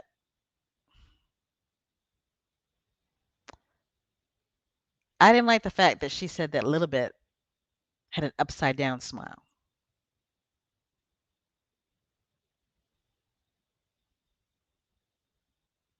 I didn't like that at all. And that really put a bad taste in my mouth. But anyway. Um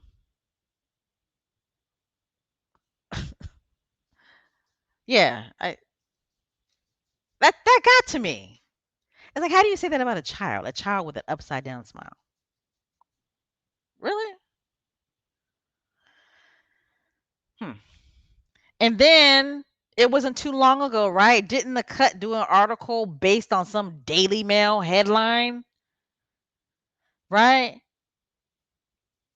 So yeah, the Cut. First of all, the I was surprised that Megan did an interview with the Cut because they always came across to me as like a tabloidish type magazine anyway. But anyway, I don't want to focus too much on that. But that really put a bad taste in my mouth. An upside down smile about a 1-year-old who just woke up from a nap. Really?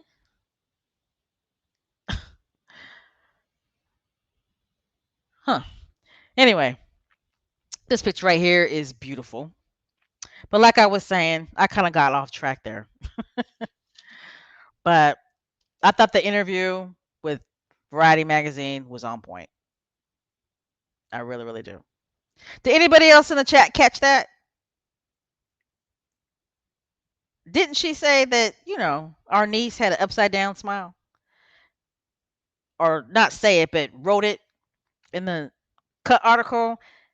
And didn't she write that they all got on the floor and were trying to get our niece to smile and our niece just wasn't having it? Well, it's like, bitch, she just woke up from a nap. Anybody else read that in the Cut? I know I'm not crazy, but I know what I read. Anyway, the Variety magazine was good. Did you guys catch the video of Megan? Not everybody's on Twitter, but there's actually a video.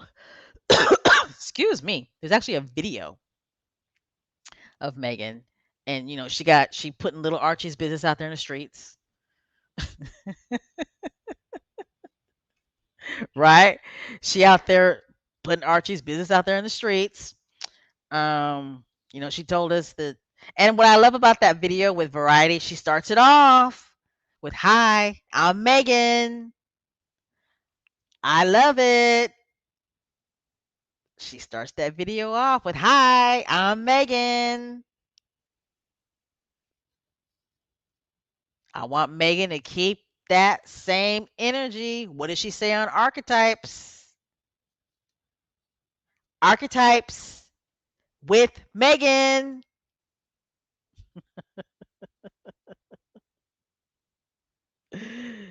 Love it.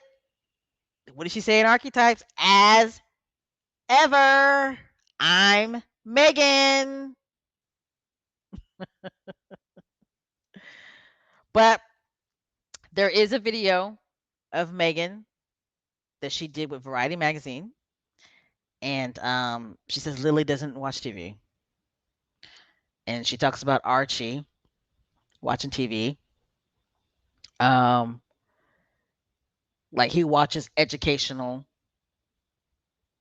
uh story cartoons, which is awesome, right? And I was like, oh my gosh, she said that he actually watches the Magic School Bus,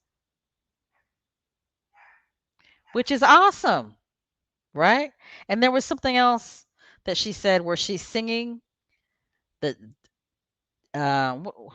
what's that cartoon? See, my son is a preteen, so you know when my son was growing up, it was all about the what's the little bald headed boy? It was all about Caillou. When was when my son was growing up, and the Backyardigans. That was another one that he was really really into. And but hold on, let me see if I can pull up Megan's video here. Let's see. Let's see here. But anyway, I know I keep on saying but anyway, but let me see. Let's see. Megan talks about being very good at Jeopardy. She talks about playing Wordle in bed with a glass of wine. And she talks about Archie loving these old school educational cartoons. And another thing I did not talk about was how Megan gave a shout out to Beyonce, the queen, right? She said that she finds herself singing one of the cartoon songs of Archie's favorite cartoon. And she's like, whoa, wait a minute. Why am I singing that when, I should be singing Cozy, a song by Beyonce? So I thought that was awesome. In previous podcasts, I've talked about how I'm not really a Beyonce fan. But that was another tidbit that we learned about Megan, that she is a Beyonce fan. And we learned that Archie loves the Magic School Bus. Isn't that awesome? I mean, I think that's awesome. Um, Let me see what you guys are talking about in the chat.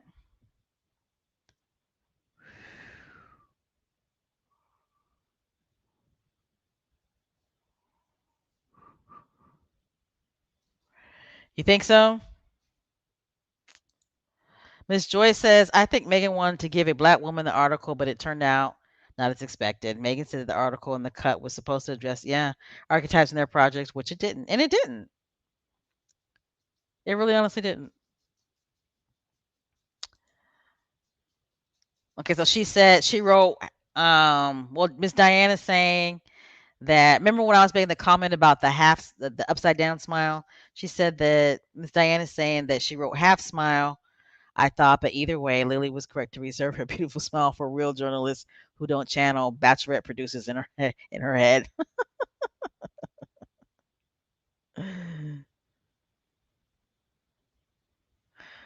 Yeah, Miss Susie says, I only hope moving forward Megan chooses who she gives interviews to.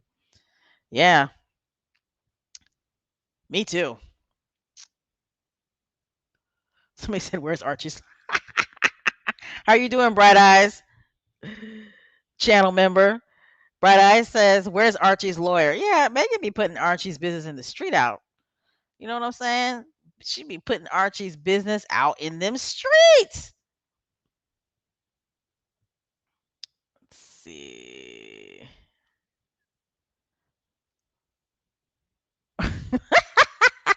Miss Sandy says, "I'm Arch. I'm Archie's employees breaking NDAs." Yeah, Megan, she breaking them NDAs now. I think Archie need to call a family meeting next time they have dinner and say, "Hey, look, mom, I need you to go ahead and sign this paper right here for me." Me too, Sherry. I used to watch the Magic School Bus as well. It's amazing that that's still around. Okay, it's called Storybots. There you go. I couldn't think of the name. Yes. So Archie watches Storybots. And did you guys see that Storybots was so happy that Megan mentioned that Archie watches Storybots?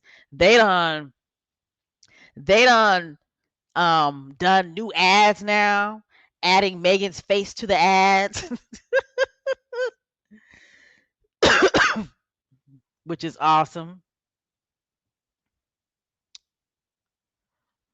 Arnold used to watch Three Stooges as a kid.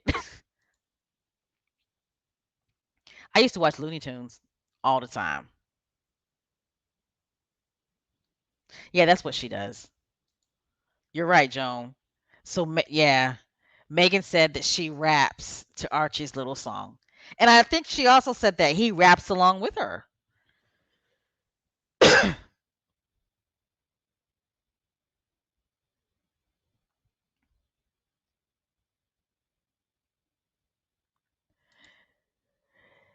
Yeah, Miss Susie. Megan should have stopped the interviewer when she noticed it was heading in the wrong direction. Remember what Megan said in the Variety interview. She said that, she's trusting, that she's trusting. Well, Megan, girl, you can't be trusting with these people. You can't. Not all skin folk is kinfolk. Okay. Not all skin folk is kinfolk. People have agendas.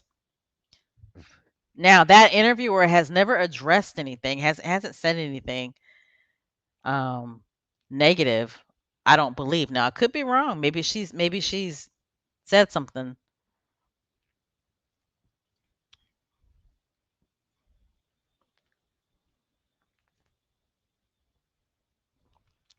All right. Next slide. All right. Now, we're going to go ahead and get into the fuckery, and we're not going to spend too much time on this. But um when Megan does big things and it gets global attention for days, there's always some type of bullshit um, that people will say just so they can clout chase, just so that they can be mentioned along with her name, right? Just so they can make headlines attached to her name, right? And that's what's happened a little bit. Um, Regarding Megan's interview on archetypes with Paris Hilton. Um, you know, we got some clout chasers who are number one wanted to be known that they used to work with Megan, right? And you got some other clout chasers, excuse me, who are very, very jealous, very jealous, like sinister jealous, that Megan's podcast is so successful and they hate it. They can't deal with it. It's really, really burning their soul. Okay. And it goes back again to Meghan marrying Prince Harry. They can't take it. They can't stand it. They don't understand why he chose her. Right? And it's the same thing with her podcast. They hate it. It burns them up inside. They don't understand why her podcast is so successful and theirs isn't. Now, you guys know who I'm talking about. Okay. We're talking about our little blackface friend, where NBC paid her $69 million to shut the fuck up and get the fuck up out of our studio. We're talking about little blackface girl, the blonde. And we're talking about the drunk who's on TikTok posting shit. Now she want to sue. She want to sue creators who mention her name, right? Those two, their podcasts are trash. Their podcasts aren't even in the top 200. But they got all this time for Meghan, right? They got all this time for Meghan. Okay? They're gunning for her. They don't understand why her podcast is this huge success. Because Meghan's supposed to be over. Right? One, sing with me. 1, 2, 3. How many books have been written about Meghan within the past 3 months? Every royal book that's come out about Meghan in the past 3 months was supposed to end her, was supposed to finish her. But no, Meghan's podcast is very successful. Her podcast is sparking conversations all across the globe. Ain't nobody on CNN ever talked about little black-faced girls podcast. Not even on Fox News. Nobody's paid attention to the little black-faced girls podcast. You can't even find her podcast on the Spotify charts. She is reduced to a YouTube hoe. That's what's happened to little black face girl, the blonde. That's what's happened to her. Just like the other blonde, the other one, right? Who couldn't hang on the View. Where her podcast at on the charts? That shit probably top 500, right? Reduced to a Daily Mail hoe. That's what she does now. Okay? And the drunk or the one who's popping pills or whatever she's doing, who lost her child at one time, her podcast is nowhere to be found on the charts. Okay. Excuse me. I've heard she's got some little successful businesses. Okay, whatever. But obviously she's not happy, right? That's what that's about. Okay. Now, when it comes to our kinfolk, okay,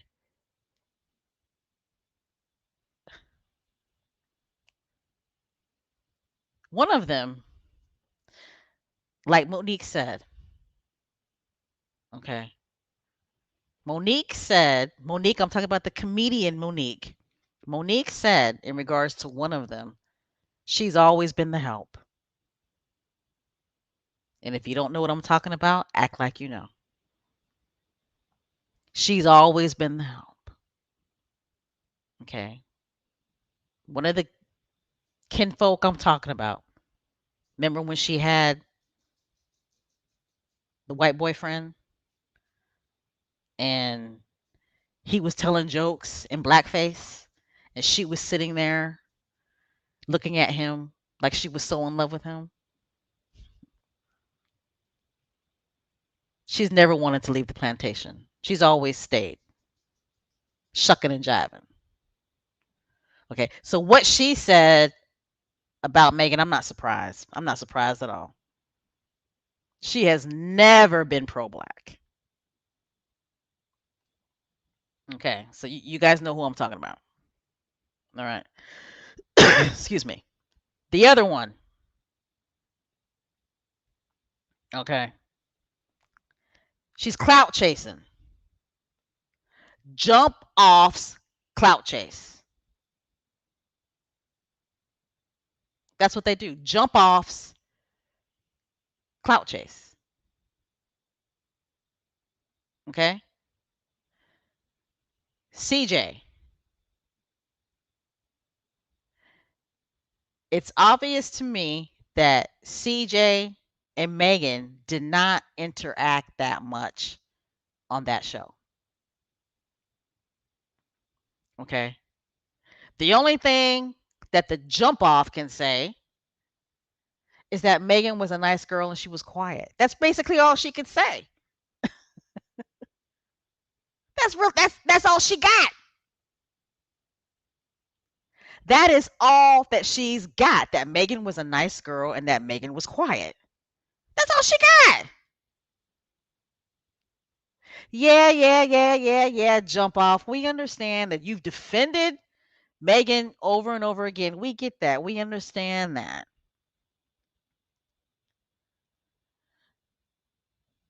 But the only reason why you were defending her was because you were clout chasing. You were clout chasing because you were trying to attach yourself to her just because you guys were on that show together for that brief time. Jump off can't state one interaction that she had with Megan. She can't. She. I have yet to hear her state a conversation that she had with Megan.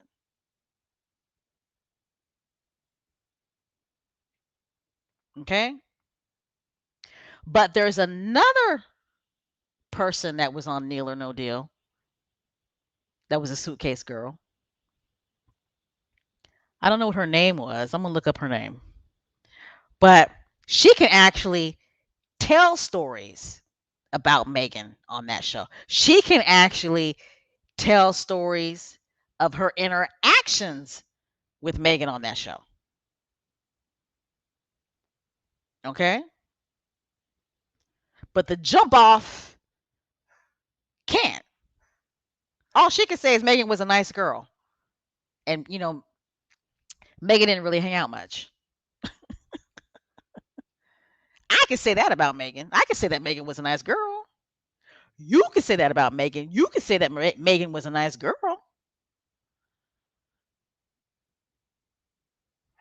Right? The jump off ain't got nothing.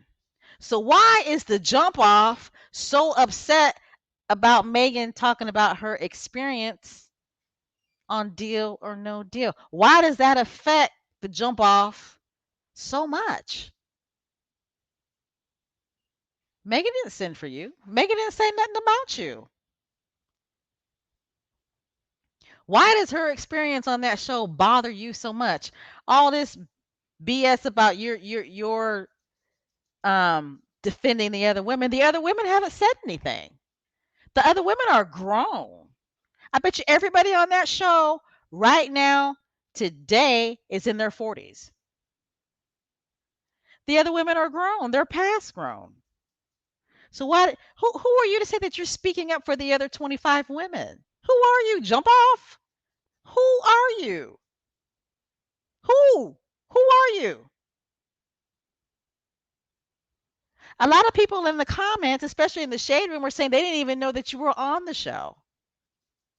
But they know you was a hoe. But they didn't know you was on the show.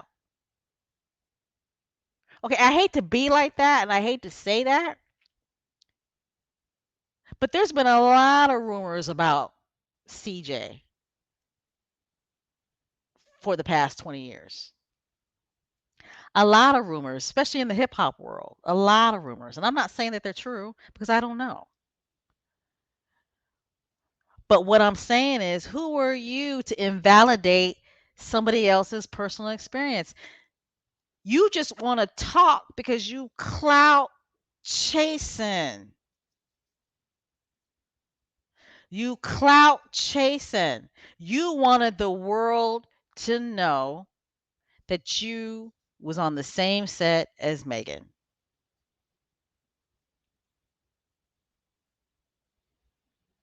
You could tell it's true. I absolutely agree that two people can have the same job and have two totally different work experiences. Okay. But when CJ talked about her work experience, she did it coming from a place of anger and a place of being very dismissive of Meghan's experience. And she really invalidated excuse me, Meghan's experience. You don't write a 6 paragraph essay in response to what Meghan said.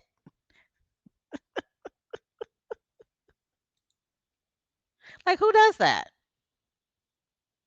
Somebody who's clout chasing. Now I sometimes I wonder though, was the jump off triggered by something?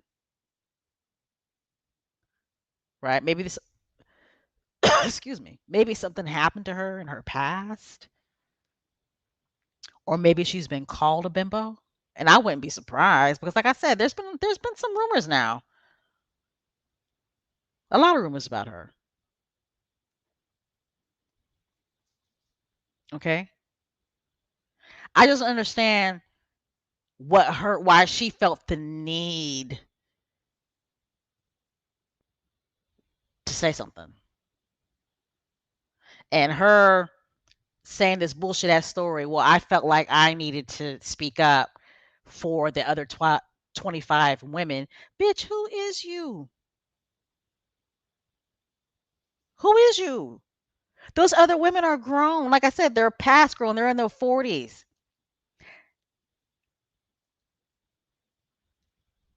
You can never, ever, ever explain why you felt you needed to respond to what Megan said. Megan said very nice things. She said that she was grateful for the job.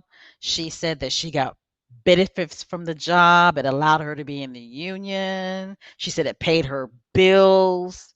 She said the other ladies were very smart. It's just that she did not like the way it made her feel. So she quit. How does that make the other women look bad? Megan didn't even use the word bimbo, right?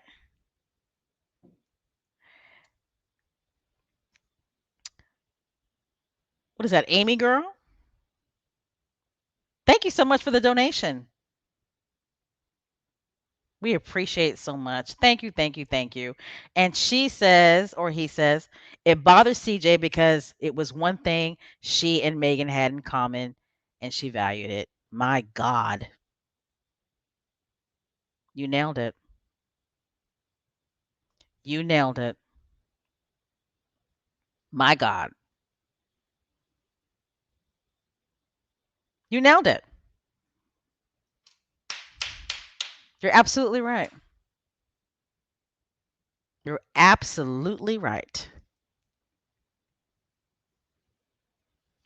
It bothers CJ because it was one thing she and Megan had in common and she valued it.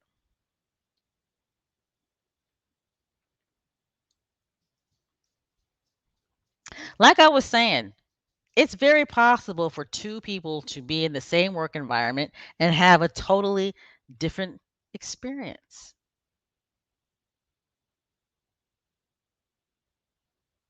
So,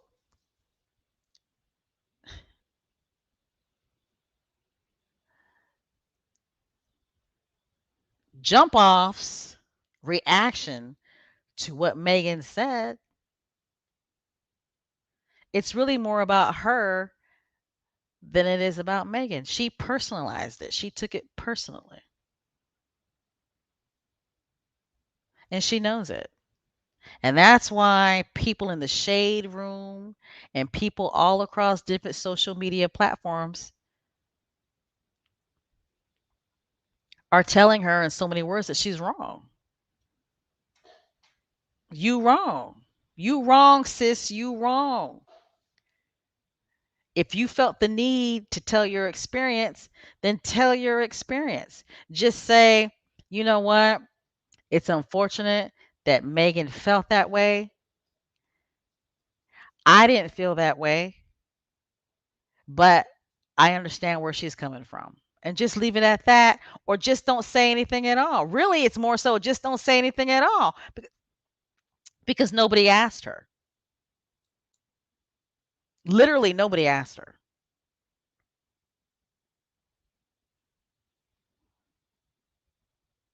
Right. Like literally, nobody asked her. Okay.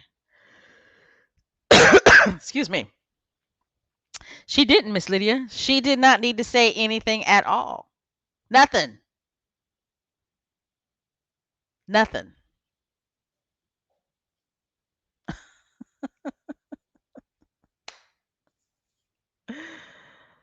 Uh, Miss Joe, Claudia has nothing to do with Megan. Nothing. But she's clout chasing. She's trying to align herself with Megan just because they worked together, what, almost 20 years ago? Megan wasn't even on that show for a year. She wasn't even on that show for a year. Okay. And like she used the stripper analogy, right? Because people are saying, well, Megan, she signed up for the gig. What did she expect?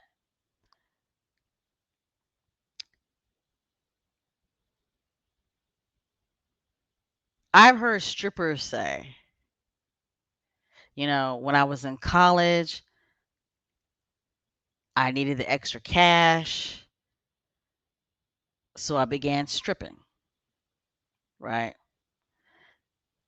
And once I started doing it, the money was really, really good. The money was really, really, really good. But after a while, I couldn't do it anymore because I didn't like the way it made me feel. Does that mean that the other strippers should feel bad?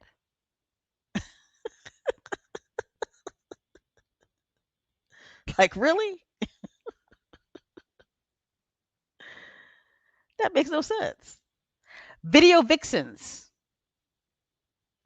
How many times have we heard stories of different video vixens, right? Especially in a lot of these hip hop videos.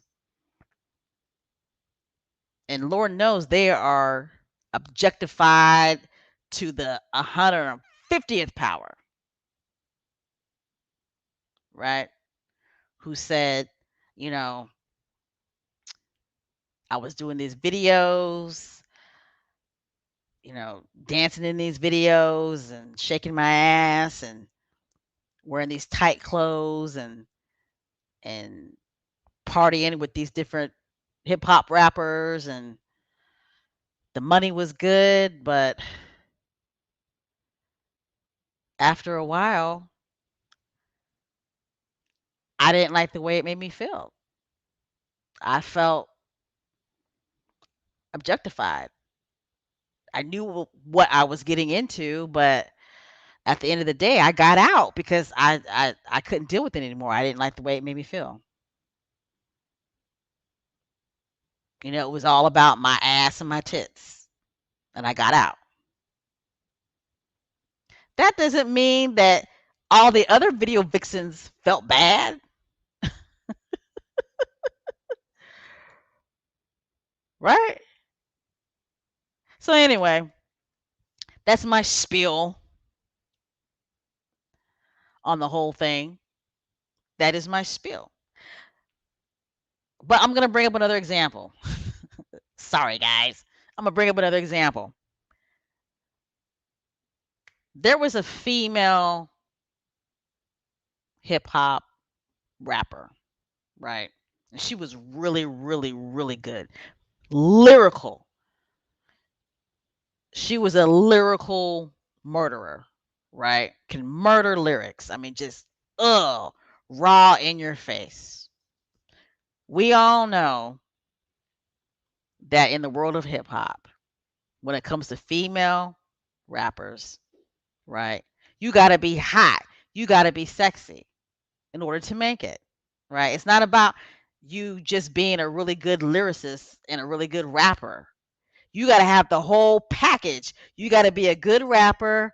You got to, deliver, have lyrical skills, right? But you got to be hot. You got to be fine. You got to be a dime piece. You got to have a big ass and tits, right? You got to be sexual. You got to have the whole package if you're going to make it in the industry, right? Basically, the only person who wasn't a sex pop female hip hop rapper was Missy Elliott. I mean, think about it.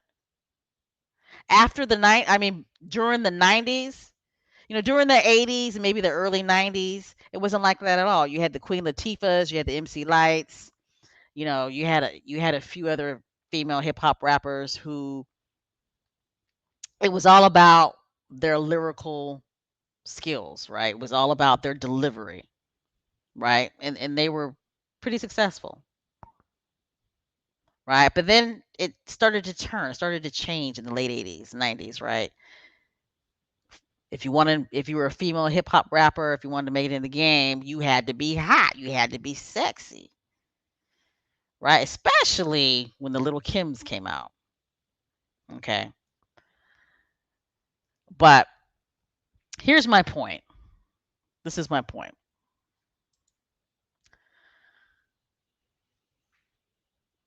The Doja Cats of the world. Look how talented Doja Cat is. My God, that young lady is talented, in my opinion. Right? And of course, you got Nicki Minaj. Who else? Who's the young lady that Nicki Minaj is beefing with now? Um, is it Letty? I'm getting old. I'm getting so old. Long story short, every female hip hop rapper is hot. They're a sex pot, right? So if you have a female hip hop rapper, okay, what's the young lady's name? MIA, right? Remember MIA? Here's a perfect example. MIA. She like a dude, right? And I think she was a lesbian. Okay. Look how far her career went. She had that one song and her career went nowhere. Okay. Let me ring this back because I'm getting off track. The female rapper that I'm talking about, I can't remember her name, but she was a lyrical murderer. Okay. And she was not a sex pot. She she her tits and her ass weren't all out. She didn't wear a lot of makeup. It was nothing like that. She wasn't having no success, but she was one of the best rappers out there. During an interview, they asked her, well, do you think maybe if you took on a different sexualized image, would you be more successful? And she said, yes, I probably would, but that's not for me. She said, I tried that. She said, there were times where I tried to be that way, and that wasn't for me. I felt objectified. I just want to do my thing and just be a lyrical rapper. Right. Do you think that the Doja Cats and the Nicki Minaj's and all the other female rappers, the Trinas, do you think they took offense to what she said? I highly doubt it. I highly doubt it. Okay? So anyway, that's my whole spiel on it.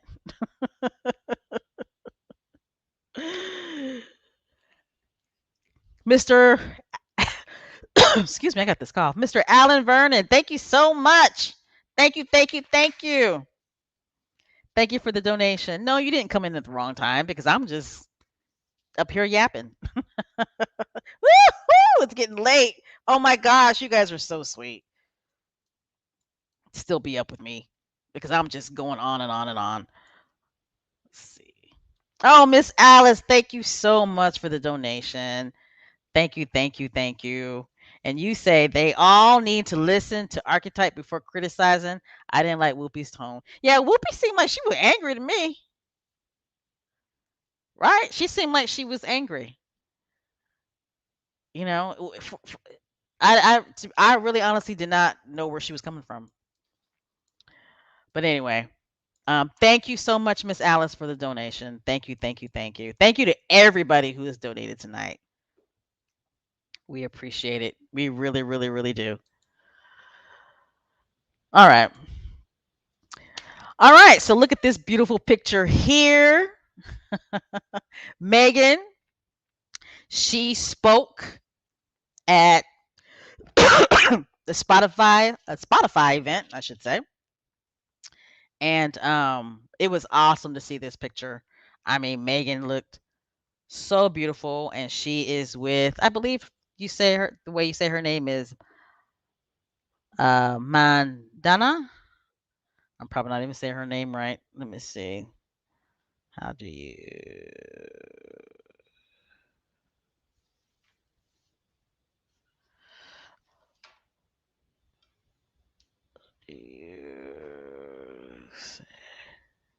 and she works for Archwell, doesn't she?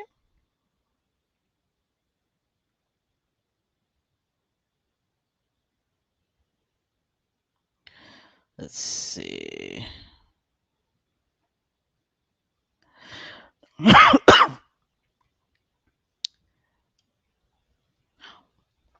If you look at Megan's shirt, it has a significant meaning,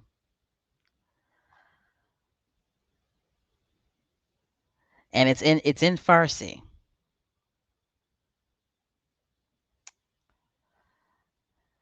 and her shirt means women, life, freedom. I need that shirt. Okay, so she's the president of Archwell.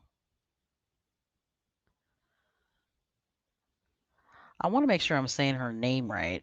She spells it Mandana. Now, this was the young lady that was with Megan when they went to Uvalde.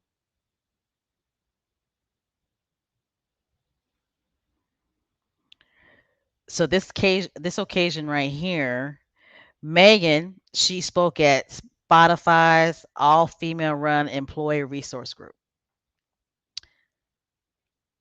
which was awesome. Megan was invited to speak there. And what this all-female employee-led group does is that they foster inclusivity and they build communities. And that is just awesome. Boy, you guys are on it. You squatties are on it. Yes, she is the president of the Archwell Foundation.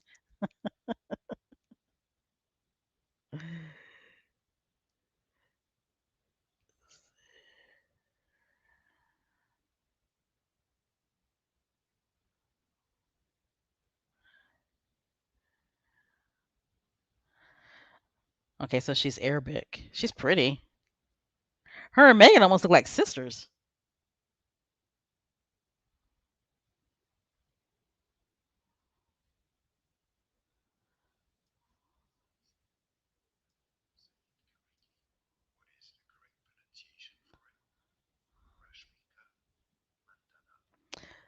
It's Mandana.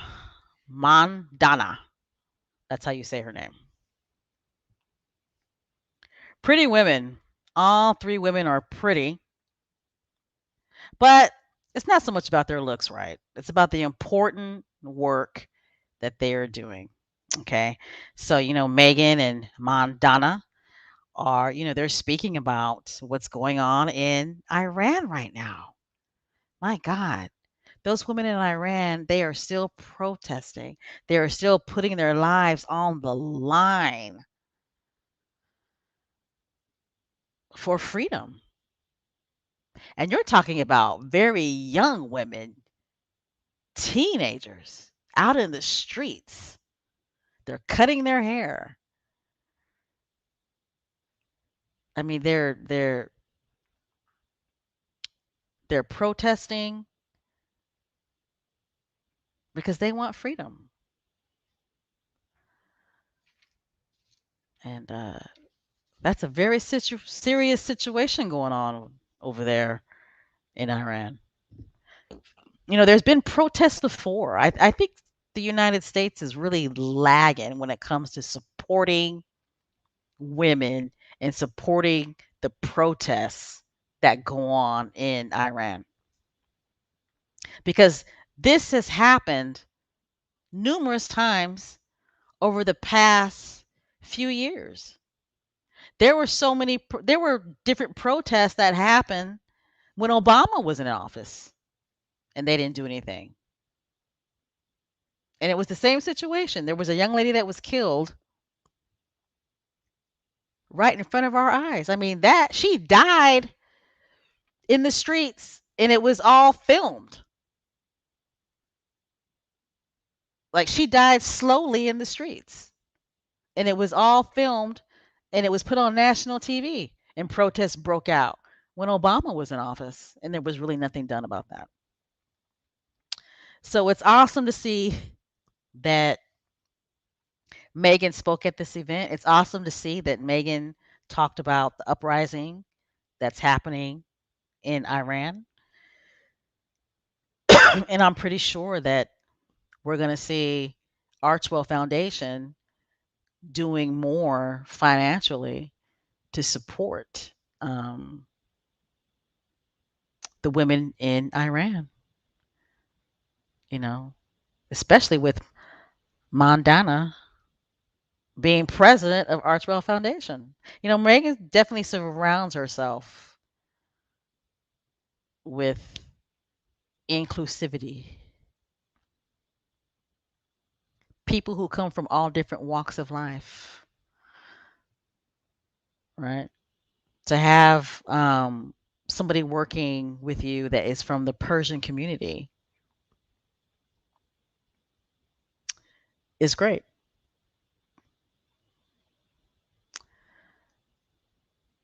And Megan has definitely interacted with the Persian community as a child growing up in the LA area, right? All right, so awesome.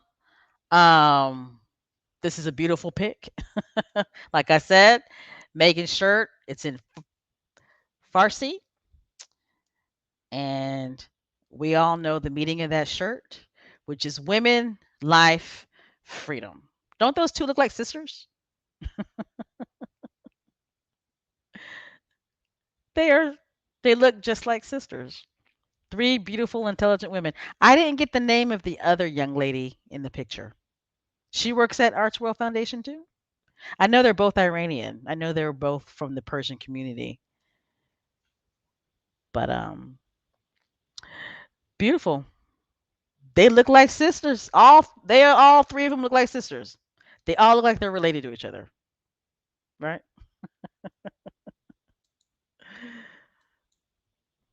All right, and there's Megan at the event, archetypes. So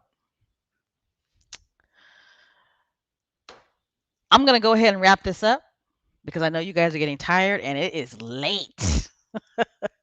It is late. You know what, H night? I saw that and that caused me pause.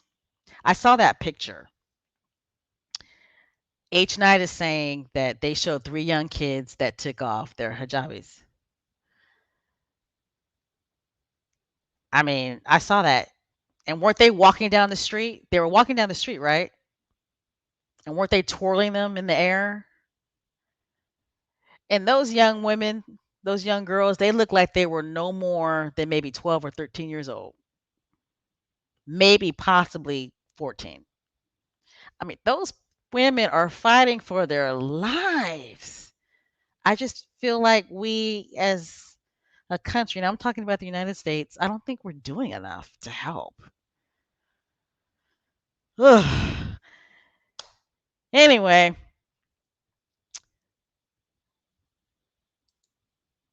oh, how can I forget Prince Harry? Right? How can I forget Prince Harry? I need to hurry up and wrap this up. Oh my god. But Prince Harry, of course he's doing his thing. He was talking about mental health. Doesn't he look good in black? Doesn't our Ginger Avenger, the People's Prince, look good in all black? And he looks happy, right? He looks so happy. But Prince Harry, I'm pretty sure everybody in Success Squad land knows that he made a special appearance last night. Prince Harry and Meghan just dropping bombs on us. But Prince Harry, he's being praised for talking about mental health. He had a surprise appearance at a summit. Okay. And Prince Harry, he said that having a mental health coach has been life changing. And he said that before, right? But, Prince Harry, the Duke of Sussex, he surprised everybody looking good, fine as ever. He was at a business conference in San Francisco and he spoke about the importance of mental health awareness. Okay. So he appeared on stage at the Masters of Skill Summit, like I said, looking good as ever. Um, to discuss his work as, of course, as the chief impact officer of Better Up. And we all know it's a company which provides mental health services to businesses. Where I'm working at, I mean, me and this other girl, we be advocating and we be talking about getting better up at our agency because what I do for a living, oh my God, we need it. But anyway, Prince Harry looking good and he's just continuing to do the work, right? That's Prince Harry's thing. Mental health, Invictus Games, providing services, and advocating for veterans. That's his thing. Just like Meghan. What's her thing? Mental health, women's rights, gender equality, right? I mean, that's their thing. That's what they do.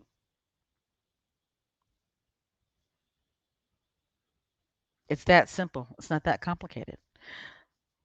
Has and Megs, excuse me, the Duke and Duchess of Sussex. Ooh, that was a lot. I almost got off track there.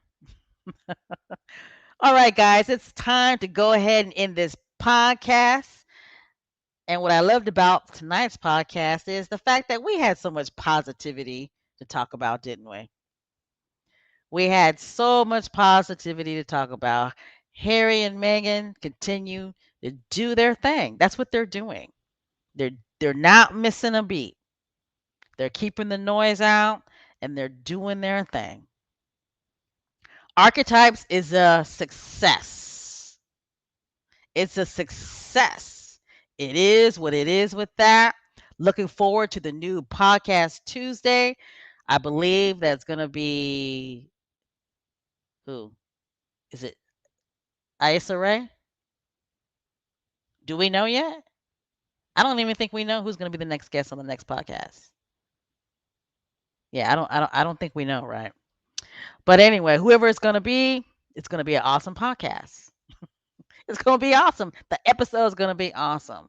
So, looking forward to Archetypes. This docu series. Looking forward to that, especially knowing that Liz Garbus is the director. The docu series is going to be off the chain. I'm telling you. Prince Harry's memoirs. We still got that to look forward to. That book is going to be off the chain. It is what it is, right? Um, yeah, I love this picture too. It's a beautiful picture of them in real time. Real time. Beautiful picture of them. Excuse me. All right, squatties. I need to go ahead and end this podcast. I thank you guys so much for joining me tonight on this long podcast. I know all the UK squatties are gone. They've been gone. They probably in bed in the RIM stage. So all the UK squatties, thank you so much for joining me tonight because when you join me, I know it's late over there. So I thank you. I thank everybody for joining us tonight on Success Talk. I love you guys. I love you for your patience. I hope you enjoyed it. I was kind of rambling because I kind of got off subject there, but it was a lot of information. It was just a lot. I'm going to do better and stop paying attention to the jump offs and the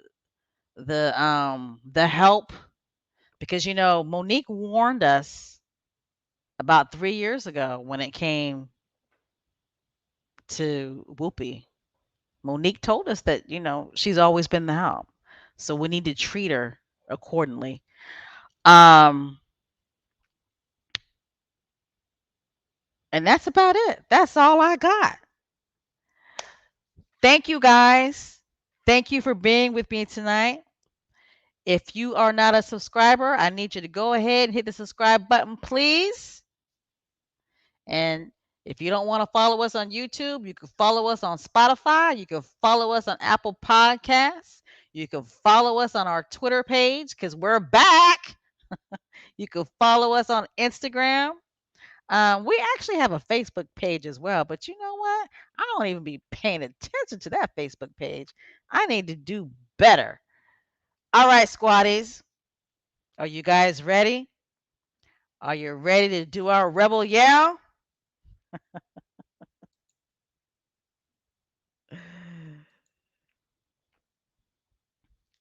I am. You ready? All right, here we go. One, two, three. Continue to wear the SS on your chest because you know we are the best. Good night, squatties. You guys stay safe. Don't forget to hydrate. Service is universal. No bad energy. All right, guys. I love you. I love you all, but I got to go. I'll see you guys soon. Good night, squatties.